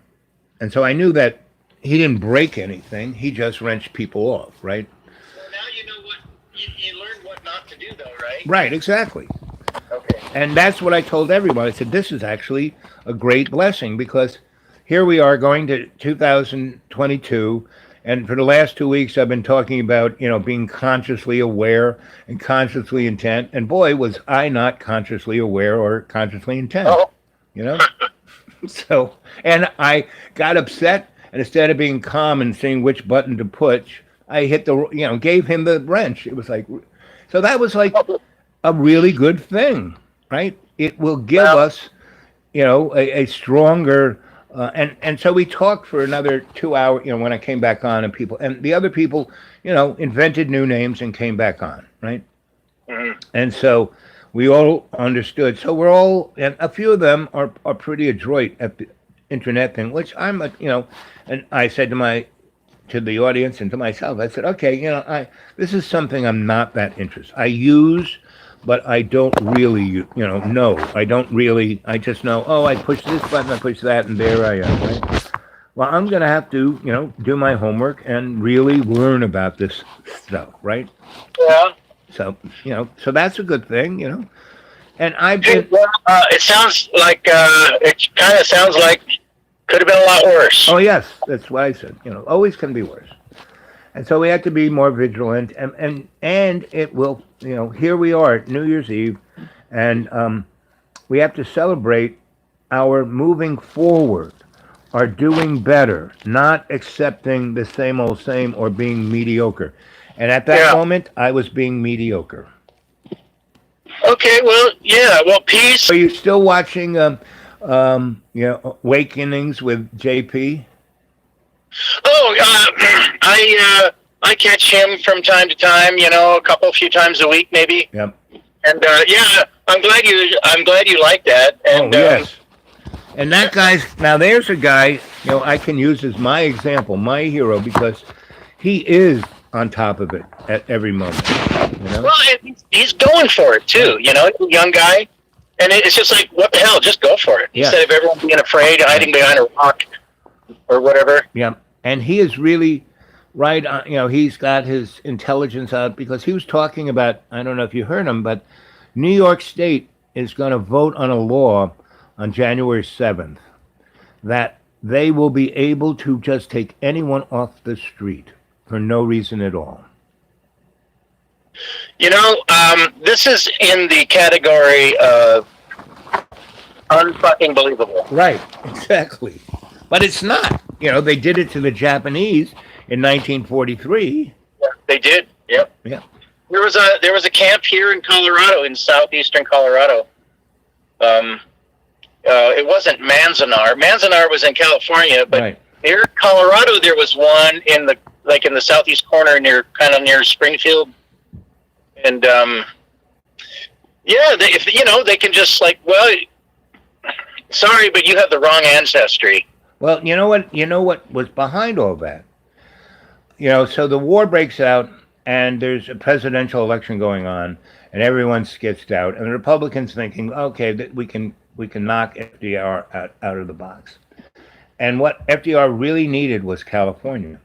So the head Democratic guy in California said, listen, I can guarantee you California if you do this. We are going to pass a law that will take everything from the Japanese people. Wow. I will buy it for a penny. And then you pass a federal law that takes them out of California and puts them in camps. And Wow. that's how that happened. FDR just said, I want to be president, so this guy's going to deliver me as the president. And the guy got all the Japanese people's property, and they never got it back. Well, that's what I was. Okay, I live in San Francisco, and Haight Street, like an area called Lower Haight. Yes, know it well. Yep. I guess that was like that all used to be a Japanese neighborhood before Yes. the war. Right. From what I remember, Right. and they never get it back. It's like, sorry, you're screwed. Bye. Bye. Yep. And, Thank you for calling. and these people were like third-generation Americans. Yeah, I know. I mean, they were like right off the boat. They had been there 100 years. Yeah, amazing. Yes. And that means it can happen to anybody. Well, I just wonder back then. Now, I guess no one else stood up for him. No. I mean, and what's that thing? They took the Jews away, but I wasn't a Jew, so I didn't do anything. Right. And they took the gypsies away, and I can't remember how the quote Right, goes. that's exactly it. And it was a Protestant bishop, and he said that, after they took, he didn't say it for the Jews, he didn't say it for the, the gypsies or the homosexuals or the communists, but then, because those are the people they took first. The Jews had power, money, and it was still 1934, and Yeah. so it wasn't until they started going after the Jews that he stood up, and then they took him right away. Well, hey, I got to go in a few minutes, but Okay. you guys gonna really go to LA? It's like minute to minute, Yeah, I think I'm getting a sense of what Right. it's like. So how I'm dealing with it, John's my friend. Yeah. But 2.5 years ago, I left and didn't come back at all, right?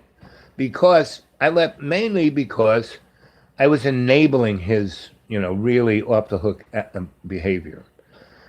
And by being not here for 2.5 years, it did kind of straighten him up a little bit, and he's not as bad as he was, but you see what he is, right? So, and that's why I put him live on the thing, because, I wanted as a documentation of this. So I'm here for however long, probably a month, maybe longer. And if we want to take a road trip, but, I wanted, like last night, his mother called up, his cousin was in town, and it was his birthday, and they were all going to go to this Mexican restaurant, which I like, and she invited us to go. And so we were going to go in John's mother's car. She gave John her car. And so I knew he had the keys because he had used the car to go see her Christmas Eve. And so then, he said, hey, do you want to? I said, sure, that's great. Let's do it. So I was, getting ready to go. And then he says, oh, I can't, he got nervous. He got all upset. He then decided he, couldn't find his car keys, right? And so I said, where'd your last shoes? Oh, I think I left them in the car. So I went in the car, looked in the ignition, looked at the ashtray, looked at other things, did my little,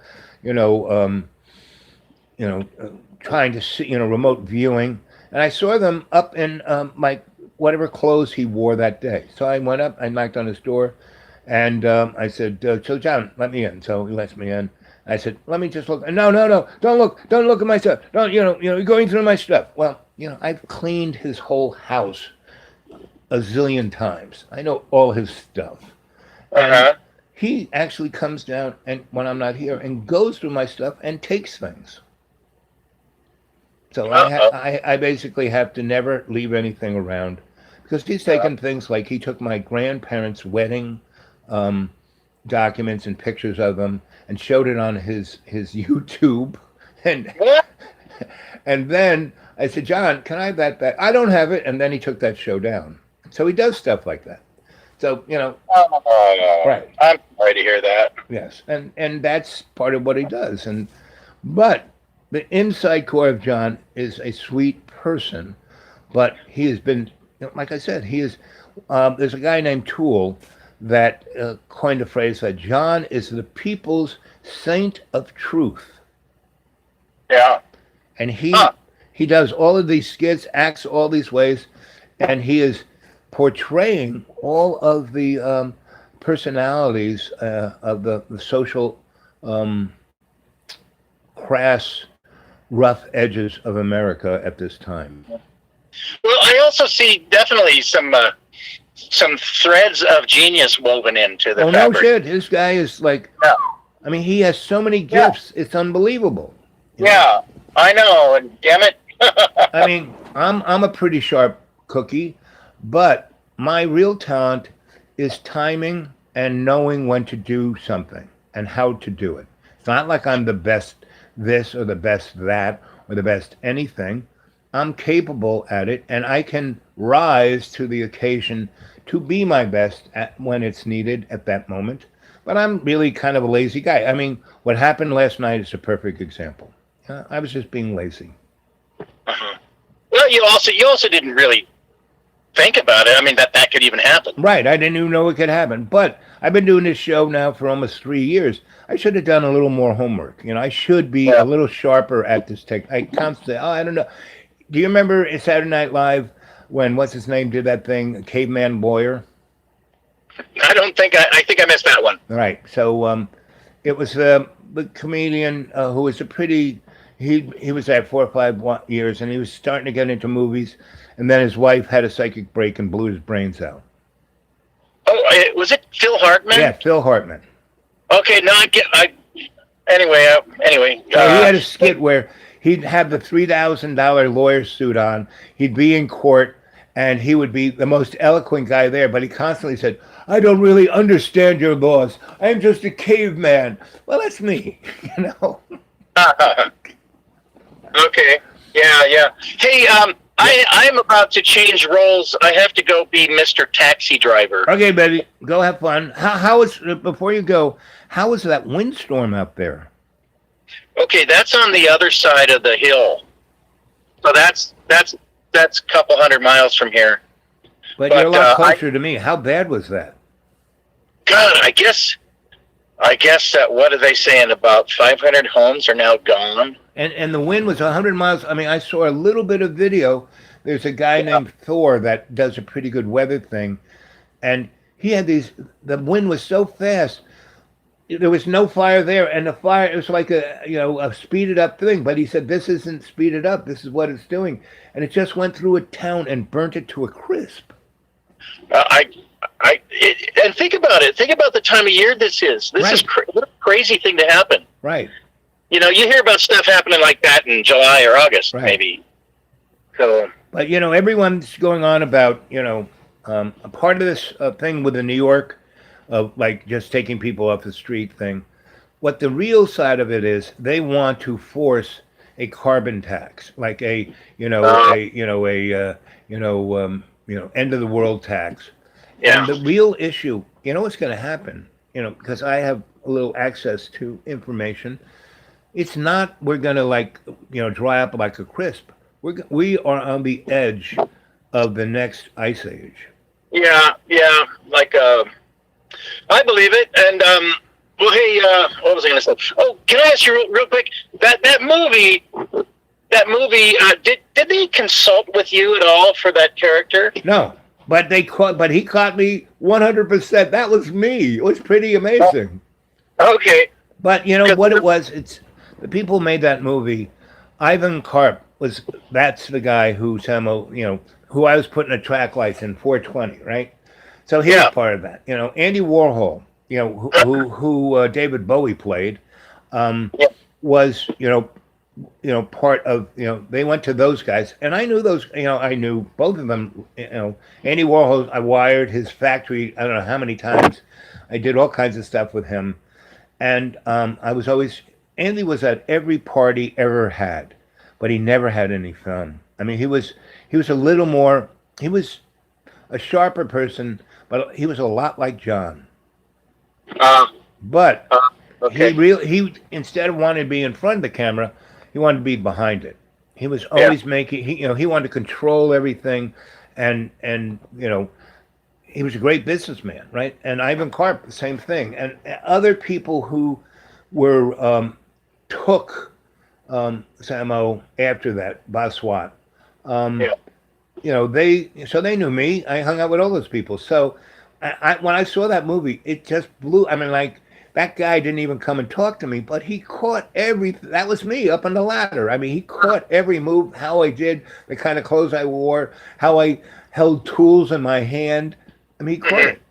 That 80-second thing that he was in the movie, that was it. It was pretty amazing. And then What movie? yeah. So, it's pretty, to have somebody that play you and catch you like that, and not even, that shows a pretty good actor, And I was, meaning I was photographed, meaning I was photographing everything and people were photographing me. So it was like, I was well documented, but I was always in the background. I was taking a page from Andy Warhol's thing. And he did it because he couldn't deal with people. I did it because I wanted to deal with everybody. I was happy on the front line. One of his best roles is in a movie called Wild at Heart. Yeah, You ever seen? yeah.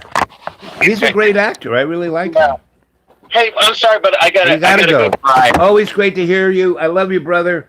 We'll Hey. we'll see each other soon. I'm in the springtime I might head west. Who knows? Hey, I was gonna say if you are going to LA, stop by on the way, okay? I don't think he wants, I said, taking a road trip would be the best. I know people, I have a ton of people we could go stay at.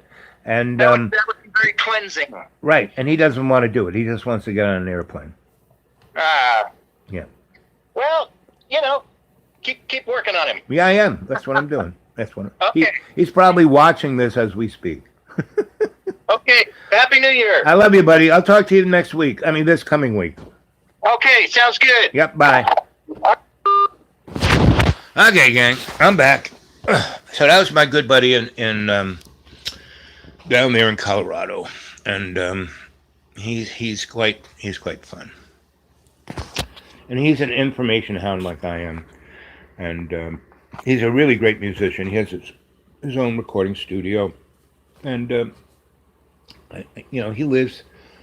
No, he doesn't live in Boulder. He lives on the other side of the mountain, whatever, relatively, what city ever that is, I have no idea. But it's, he lives in a city of more than 100,000. So, has an art scene, has a music scene, has every kind of scene. And he's like, he's the dude of that neck of the woods. So, and he's a guy who just does it. He just, he has a family, he's got kids, he's got to pay the bills.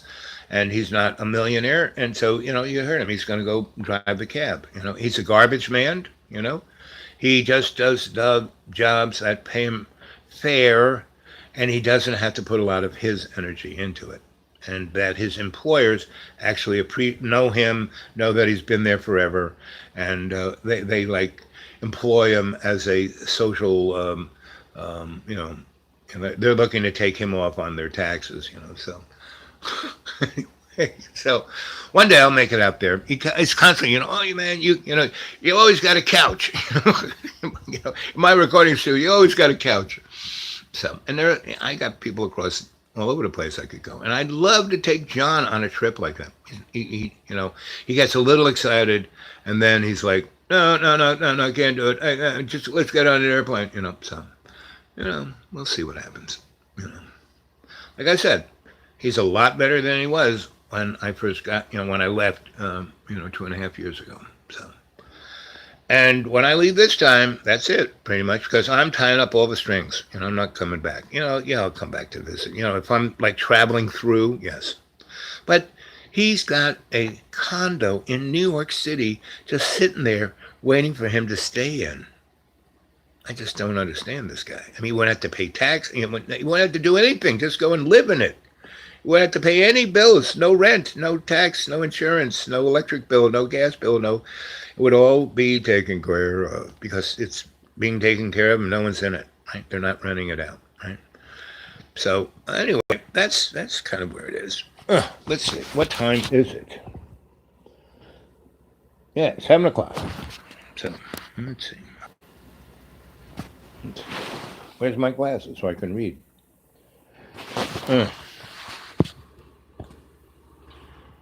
Love being privy to these conversations. Hey, gang, Fish.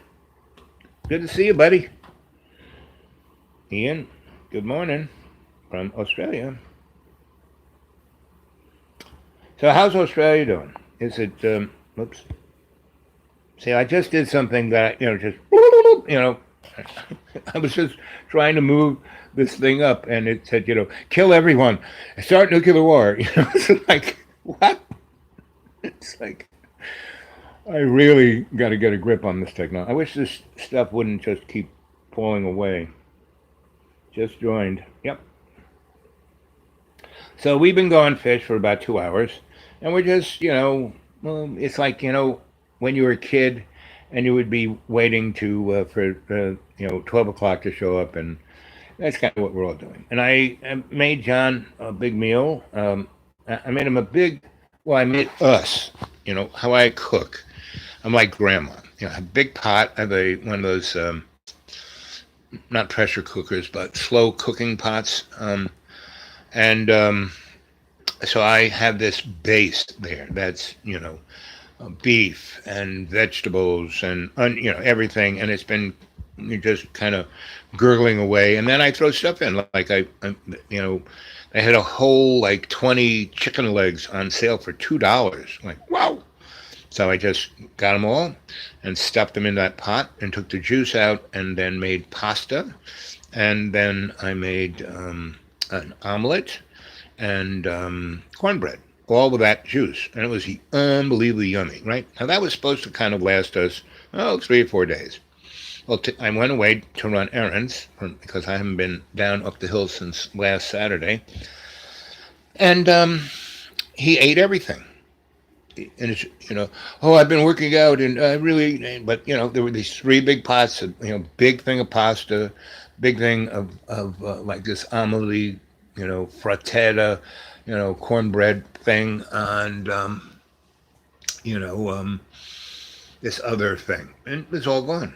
I didn't get any. I had some earlier, but, so it's like, and then, you saw him, there's all this food in there. Well, I make things, and if I leave them on the stove like I normally would, so he can eat something, he eats it all.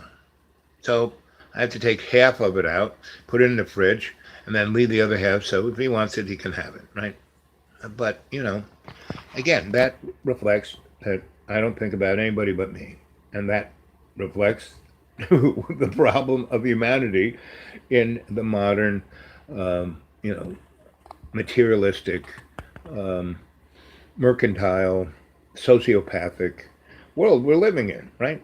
And that is what the cadre is. We are the antigen to that, right? And last night's little attack was a good example of, so we all thought we were so under the radar that, we could just be, oh, this is where it's so beautiful, blah, ooh, oh, it's a small world after all.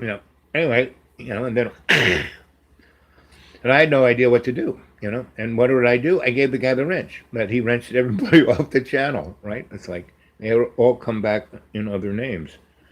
And there's, like, I just tried to look at what somebody said. Remember I told you can't do all that food together, right? I know, but that's you. But that's not. If I was cooking for you, Fish, I'd have 10 different pots, and I would cook everything separate amazingly well. So if you only wanted to eat the carrots, you could eat those carrots, and they would be the best carrots you ever had, and they wouldn't be mushed with anything else, right? And if you wanted that, you could have the. So for you, darling, that's what I would do, right? When I come see you, when I come see you, and if I cook for you, that's how I'll cook for you, because I know that's what you want, and I want to make you happy. I'm not going to say, well, this is the way I cook, and you have to, my way or the highway. No, my thing is I do whatever makes you happy, because I'm pretty flexible. I can cook that way. You give me enough pots, I cook the way I cook because I don't want to wash that many pots, But for you, Fish, I'll do anything you want me to do, right? Stand on one foot and whistle Dixie, not a problem. Are you coming to New York City? I'd love to. Like I said, John's parents own his grandmother has this condo in Staten Island that it's waiting for him to be an artist, because she was an artist. And she was he has a painting of hers that's real. I ran art organizations, was part of White Columns, the Whitney board, blah, blah. I know a little bit about art. And his grandma's stuff is amazing. And he goes, she just taught art in high school. No. No, she was a working artist. It's pretty obvious. And I then looked her up, and she had shows in all these places, right? She had a show in Whitney. She had her own private show. But she loved teaching kids art. And so that's, that was her main gig. But she, like all artists, she constantly made art. Every artist I know, whoever was really successful, you go in a place, there'd be like 20 different canvases all over the place, making art. Andy Warhol, he had this thing called The Factory. He was knocking that shit out like he was in a factory, And what was the other guy? Oh, well, Salvatore Dali. I worked for that guy, and my job was to go find people who were artists that loved him, tried to do their art like his, and he looked at it and said, well, that's close enough to mine, so they can do this stuff, and I'll just put my name on it, and I'll get $1 million for it, and I don't have to sweat on it. I can still party the night away and still knock shit out. And, I'll fix a little of this or do a little of that. And those people who I got that gig for, they would like cream in their pants. What? Oh, God wants me to. Sure, I'll do that. And then they do it for, 5-10 years or whatever. And then they would get their shot. And it's like being an apprentice, right? So that's the old school. And so, it's not about being an artist, isn't about you. And I was telling folk the story about Gary Blue, who's an amazing artist.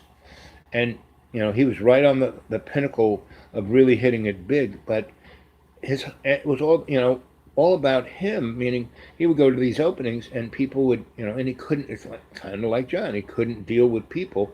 Then he would drink and he'd say really terrible things. I'm a concert pianist and compose, prolific writer. Right, see, right there you go, artist. Stop doing that. I almost nuked you. I'm trying to move it up to read what you said, and the thing came over here, and then there was give him the wrench. That's what I did last night. So it's, I may not. It's really convenient to use my phone. I can walk around with it instead of using my laptop, which is getting clunkier and clunkier every day. And so, that's what's happening to all of this technology. I mean, 1,000 years from now, when they go, well, why did that civilization? When people ask what happened to the Roman civilization, the Greek civilization, Egyptian, Mesopotamian, Babylon, oh, what happened to those guys? The big deal of what will happen to us is that we will be obliterated because we were addicted to convenience and belief. Like, here's a good story.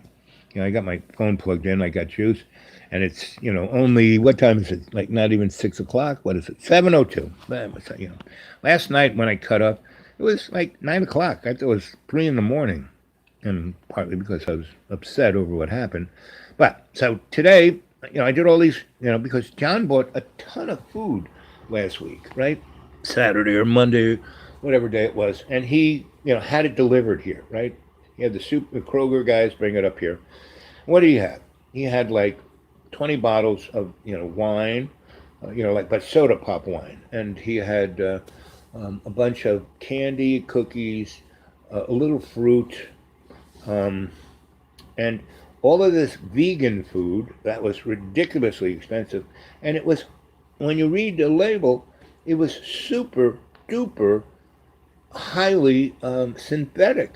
He had all these meats that were like miracle, burgers and miracle bacon and miracle. No, this tastes like crap. Tastes like cardboard. It was worthless. If you're gonna have, bacon or sausage, get it from a pig. Get it from a pig you knew. The COVID situation, non-existent. I'm where there are a number of places that I know the people in public health and the doctors and the hospitals, and I have a really good sense of that. But here, so 3 weeks ago, for 2 weeks, I went and saw all of my super duper doctors that have been taking care of me since I died. They were the guys who wanted to cut my legs off, who wanted to crack my chest, and I said no, sorry, not going to do that. And then I had to lose 260 pounds, and I had to crawl in. I had metal braces on my legs from the tips of my toes to my hips, and I walked with a walker. Now I walk around without even a cane, and my bone doctor and my podiatrist were like, you have charcoal, your feet, your legs are mush, your bones are mush. How do you walk? I say, through my conscious intent, I am. And so I do take care and stay safe. But what event that happened last night, I have to be more aware, and I have to, I have to learn more about this technology. Fish, you're going to have to teach me more about this technology, so I don't do stupid things. And Ian, buddy, and everyone else, get a hold of me at thedudeawake42@gmail, so we can have a more, off the World Wide Web, because I want to hear more about you, Ian. What part of England you were in. I can tell you my, my whatchamacallit. I'll give you my WhatsApp, and we can talk on WhatsApp.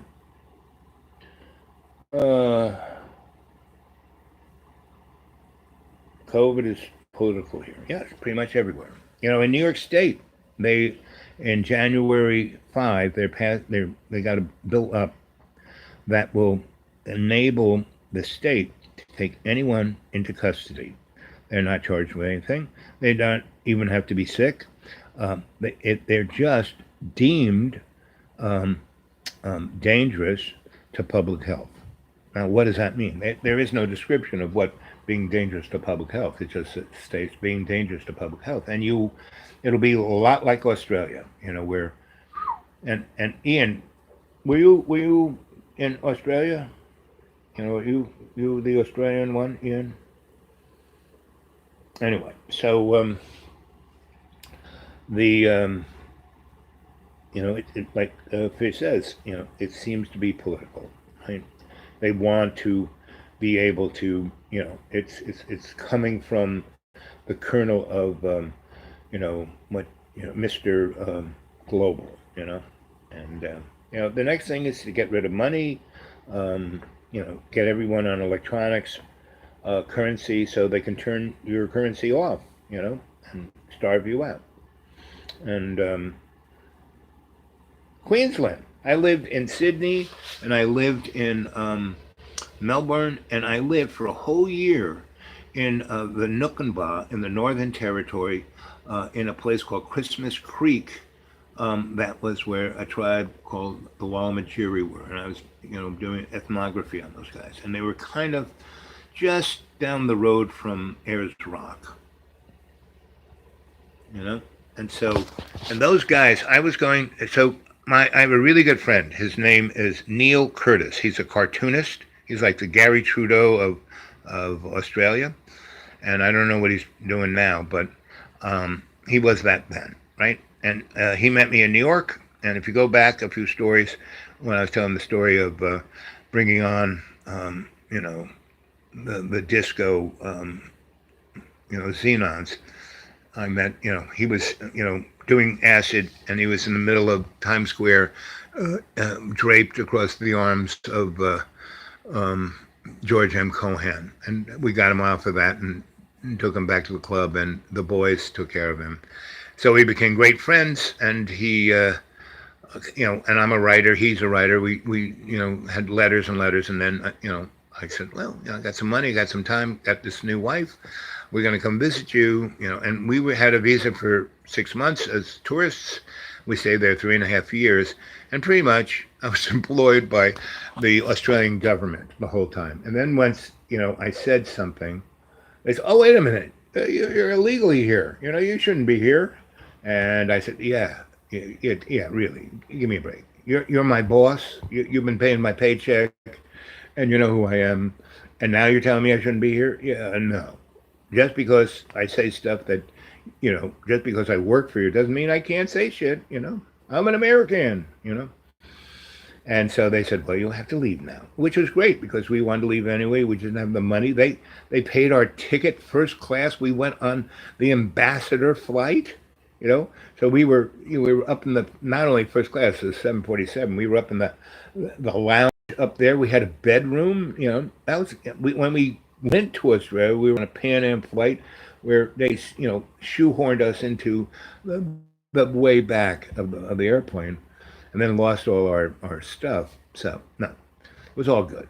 But I was there in the 70s, 77, 78, 79, when the Queen came, when the Green Party won, the Labour Party won the first time ever, and then the Queen's representative, declared martial law, and and that election went away, right?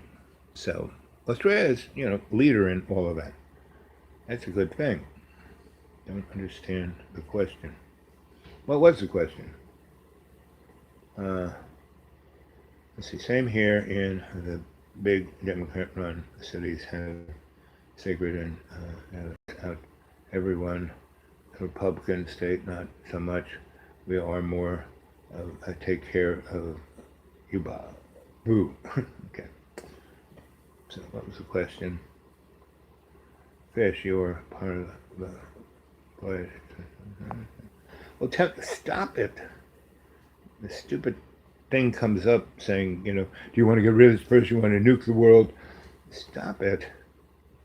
I'm in Queensland. Anyway, so we're in interesting times, and the cadre is an interesting place because we can wield a lot of spiritual dynamics and fun, creativity. This is a time for anyone who has creative bone in their body to start to exit, and that's, at least you had a great time here. Oh boy, did I ever have a great time.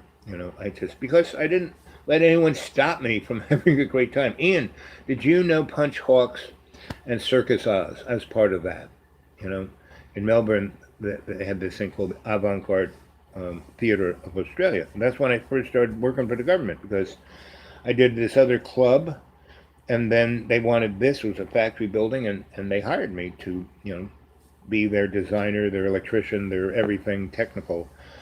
And the thing about Australians I really loved is that the technical people are better than anything in the world because they're on the other side of the planet. They can't send out for you know stuff. You know, they have to think up shit, and that's why air while the missile range is there, that's why Pine Gap is there, that's why Dreamy Dreamland is there. You know, that's where I got the name. Circus Oz, yes. You know, Punch Hawks. I was part of that in the early days in Melbourne. And it was way fun. So I was always on the wave of having a good time.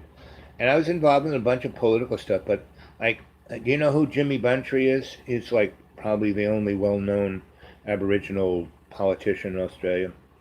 And we were doing, because they were just digging up, yes, tons of Aboriginal sacred sites, for coal and minerals, and he was suing them, right? And they couldn't believe that Aborigines would sue the government, and so he was going to have a big kind of rally in Melbourne, and then we were going to go, march up to the capital, like across the country, and gather people. Anyway, I went to go pick them up at the airport, and when we got there, what the rally had already been totally decimated by the police. There was nobody left. I mean, it's blood stains, burning things, and it was like him and I just kind of walking through the chaos. And we didn't get arrested. I mean, the only people were riot police, right? And it was, the whole air was full of tear gas. But everywhere we went, the wind would like blow it away, and we wouldn't even have a tear. And we just kind of walked through it, across this big thing downtown where this thing was, and went a block and jumped on. That's when they still had trolleys. I don't know if they still have trolleys in Melbourne. That was one of the best things about Melbourne. They had instead of buses, they had trolleys everywhere, and you could just jump on. They were running all the time, and you could just jump on them and go anywhere. And that's what we did. And we went back to my friend's place, and we sat there and wondered what happened. They had a big riot at Old Parliament. Yeah. The burnt. I mean, good as I'm going to use a Australian linguist here. Good on you, mate. Go after those Richard Craniums.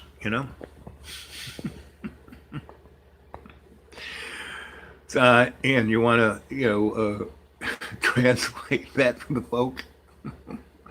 Good on you, mate, means fuck you. And it depends on how you say it, though. You can say it in a sweet way, and then it's not fuck you. It's like, I understand. And, yes. Exactly. And so, and Richard Cranium is dickhead, right? So what are the good ones? He just put one there, too, Katie Kobler. But that takes even more unpacking. So the Australians are really fun people, really interesting, really hardy, really special folk, but they can easily be led down. Look what happened to them in World War One. They got decimated just because they, loved King and Queen, right? But I don't think they love King and Queen that much anymore. So, Ian, do you know Max Igon? Have you been watching his stuff? They grabbed him and shut him down big way. But then he kind of came back, and the more sweeter version of him. No, okay. So you're in Queensland. So you're up there in the capital city. And so Queensland's interesting. It's way different from the Northern Territories, even though it's right on the border there, and way different than Melbourne. And it's the way Australia is kind of run, they're like separate countries because it's it's a continent, it's big, way more diverse. And that one thing that's really, they got more that people don't understand, they have water. When I was out in the outback, you're walking through it, white people think it's a desert. No, just underneath, it's water, right? Because they have these big monsoons that wash through there, right? Ian, did you ever see the movie with called The Last Wave. I mean, that's, happened to Australia a number of times, and they were part of the mud flood. Go to Melbourne, which is a pretty old city. There are a lot of, of those buildings that are left over from that age. And if you go into the bottom of those buildings, they all have the stain of the mud. Let's see, I met another member called Jimbo, has a YouTube channel. Great bloke. Okay. So, Ian, I'd love it if you were to get a hold of me at my, the Dude Awake. Oh, no. Is that it? The Dude Awake 42. Whatever my email. I say it many, many times. I should put it on my information here. The Dude Awake 42 at Gmail. Pretty sure. Gang, is that my email? Dude Awake 42 at Gmail. Let's see. I think it is. I'm not quite sure. See, and that's that's when I'm bad. My whole life I've not had to remember everything. I remember all this esoteric stuff, all this like facts and figures and stuff like that. But my own email address, no, I can't remember that. It's like, but that's okay, because we're doing this. We're having fun. We're dancing through this whole thing. And our new logo is, when things get weird, the weird get professional. And we're definitely going to have to get professional. I know I am. I'm going to have to really, that's my big, New Year's resolution. It's like, I've been saying it for the last 3 weeks. Everyone has to be consciously intent and consciously, aware. Well, last night I was neither, right? So I'm definitely going to have to, sit down, organize, and do that. But see, for my whole life, I'm a crew kind of guy. I mean, I never do anything alone. None of this is about me. It's always about the we. And I'm so isolated in which I'm not, but out there in the deep green, here with John. True, can't blame aliens for this mess. Exactly. And the other side of the coin, John is always going, well, when it's God's will for me, whatever happens to me. And then he goes, he tries to make it transactional, so just bring my wife and family back, and I'll do anything you say, God. No, that doesn't work that way. Your family ain't coming back to you until you become a human being, until you stop being, it's all about me, right? And so, but that is what our world is. Our material world is all about me, not about us, not about the we, not about all our relations. And that's why environmentally things are crashing. And they're not really crashing. All that's crashing is the unsustainable economy that we have, the powers that be, the high table. They're, oh, boo-hoo, we can't be trillionaires and crush everyone whenever we want to. This is what Jesus was saying. It's not about me, right? People, because they want to say, and Jesus was in Africa. That guy was an African. He had a nose like this, curly hair, didn't have blue eyes. Because you go look at the people who live in Nazareth, and the other Nazarenes, it wasn't like a neighborhood, a cul-de-sac. Nazarenes were a religious sect, a type of people, a character trait. These were the people who were always, the spiritual leaders. Those were the Nazarenes, not that he came from Nazareth. No. Yes, there is a town now called Nazareth, but the Nazarenes were a group of people, a sect. And they were kind of Jewish and kind of not, So it's interesting at where things are. So, how are we doing, gang? Let's see. I even figured out maybe I'll have to take my charger with me. I'm thinking of closing down for, it's now, 7 o'clock? Yeah, 7:22. I don't know if I can um, go on to midnight. But I think I might take a little like your hotel, Bob. Thank you. And that name was given to me in three different ways. Sensei means teacher, right? Um, Owl is I lived with about I lived with many different indigenous tribes, right? And there were three of them where I was like and one, I was truly the first white guy they ever saw. They had no idea about English, and their language wasn't in the lexicon of anybody else, right? And I was sent up there by the Nazis, in Brazil to, interact with these guys because the Nazis said, "Well, Al, you are of good heart, and these people won't kill you, and they're probably expecting you, so we're going to send you up there, and because we want you to check them out, see, because they were about to invade and take all the shit, right? Destroy their beautiful piece of heaven, right?" And I was, sent up there to, kind of say, "Hey, so how you doing? And by the way, these people are going to murder you, and how do you feel about that, right?" And I'm the kind of guy who likes that kind of challenge, and so I did, and I went, and they were waiting for me right by the side of, this river.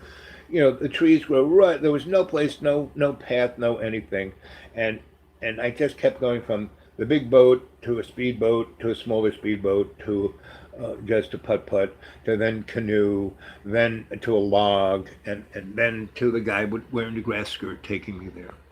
And they would drop me off at a little thing. There was sand on the side, and there'd be a guy waiting for me.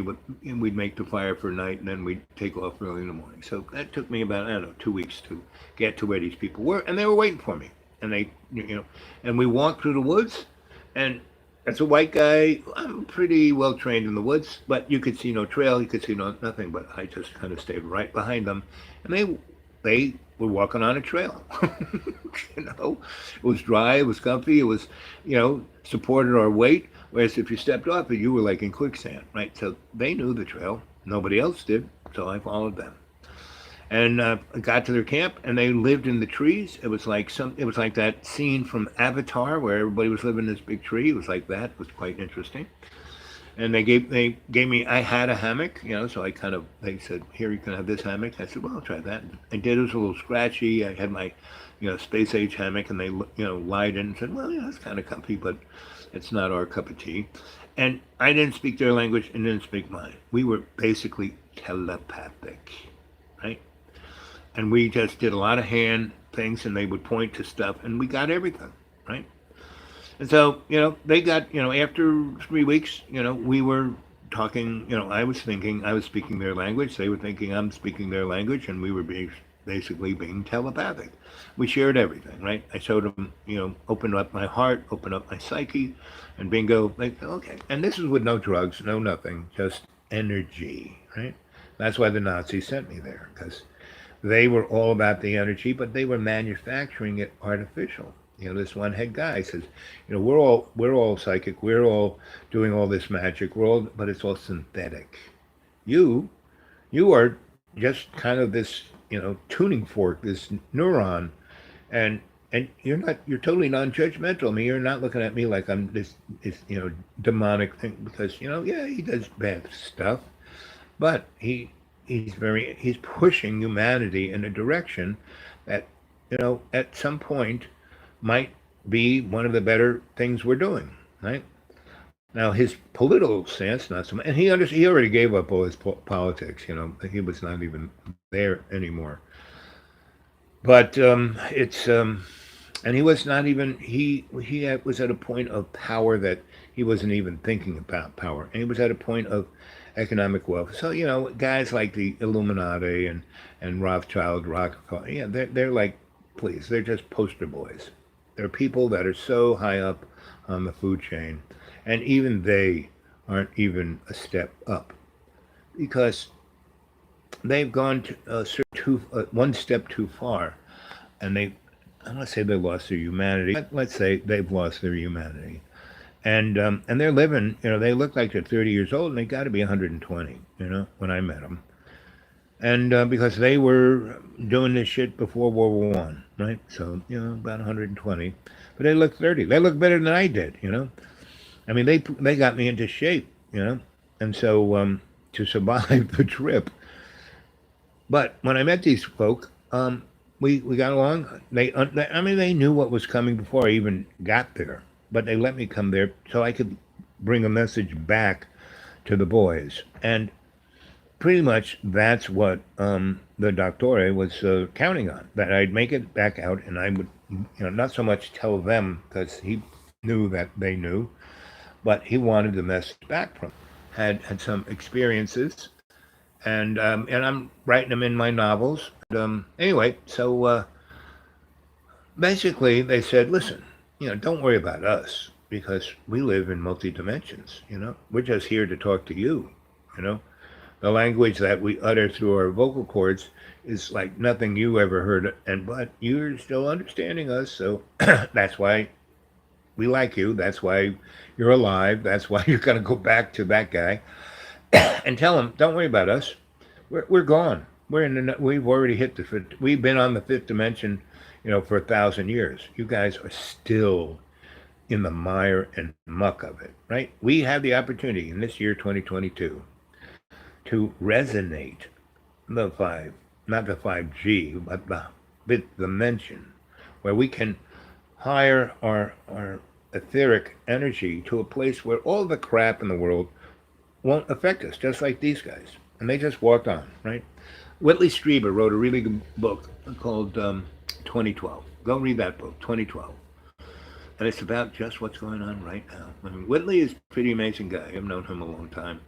Back in the day, back in the late 70s, early 80s, and even 60s, there was this whole esoteric flying saucer,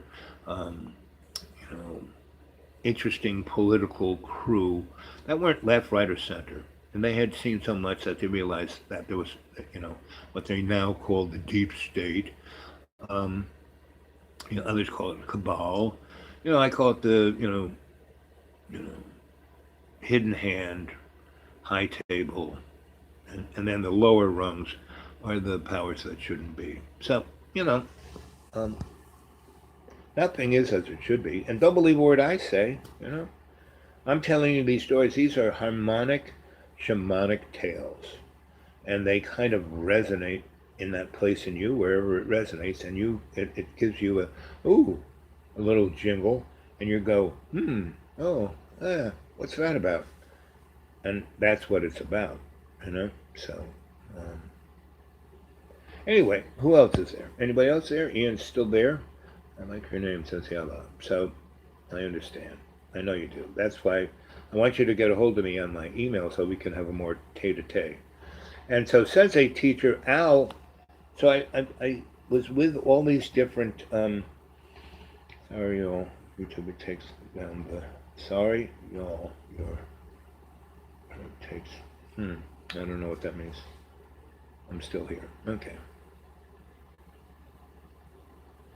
Takes down the, anyway, so the owl was, I stayed with all these different indigenous people, and a number of them, like these guys, they didn't know what an owl was, but they were calling me Owl.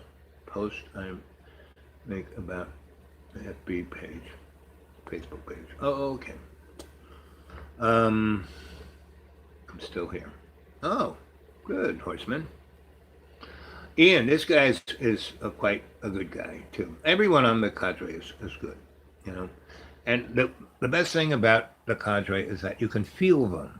Even on a digital platform, you can, feel them energetically.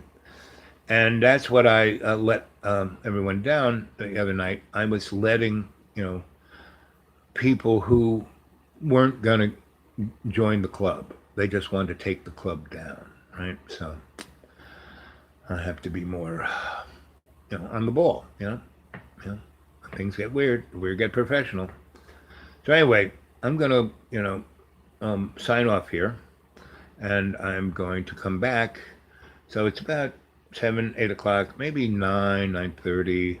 Randy, you want to come back, and we'll see who joins. And I'm going to use my my other platform, which is a little more comfortable to use, and I know the buttons better, and we'll go from there.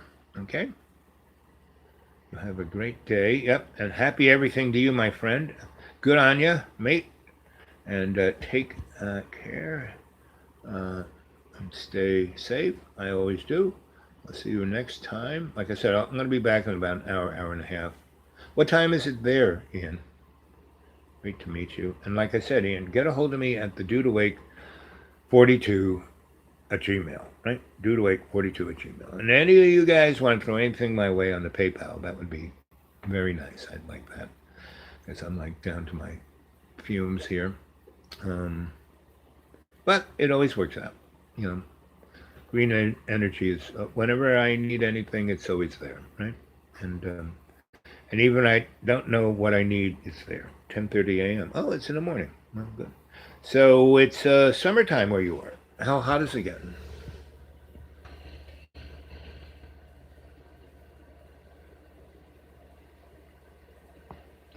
You know, my esoteric science friends, basically, it's like time for a cup of coffee. That's what time it is. Yes. I hear that, brother. Me too. I need something to jingle my nerves. I love you guys. Bloody hot. Yes. Queensland is the humid place, you know. You know, that's why I like the Outback. It was dry heat. They like to say that dry heat, you know. Okay. I love you all. I'll see you soon, about an hour and a half to 2 hours from now, before New Year's Eve. Yeah, I want to go through New Year's with you guys. Okay, okay, it's great. I love you. Bye.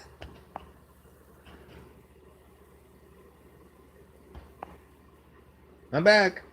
I just want to see what that button did. You know, I have to try all these buttons out.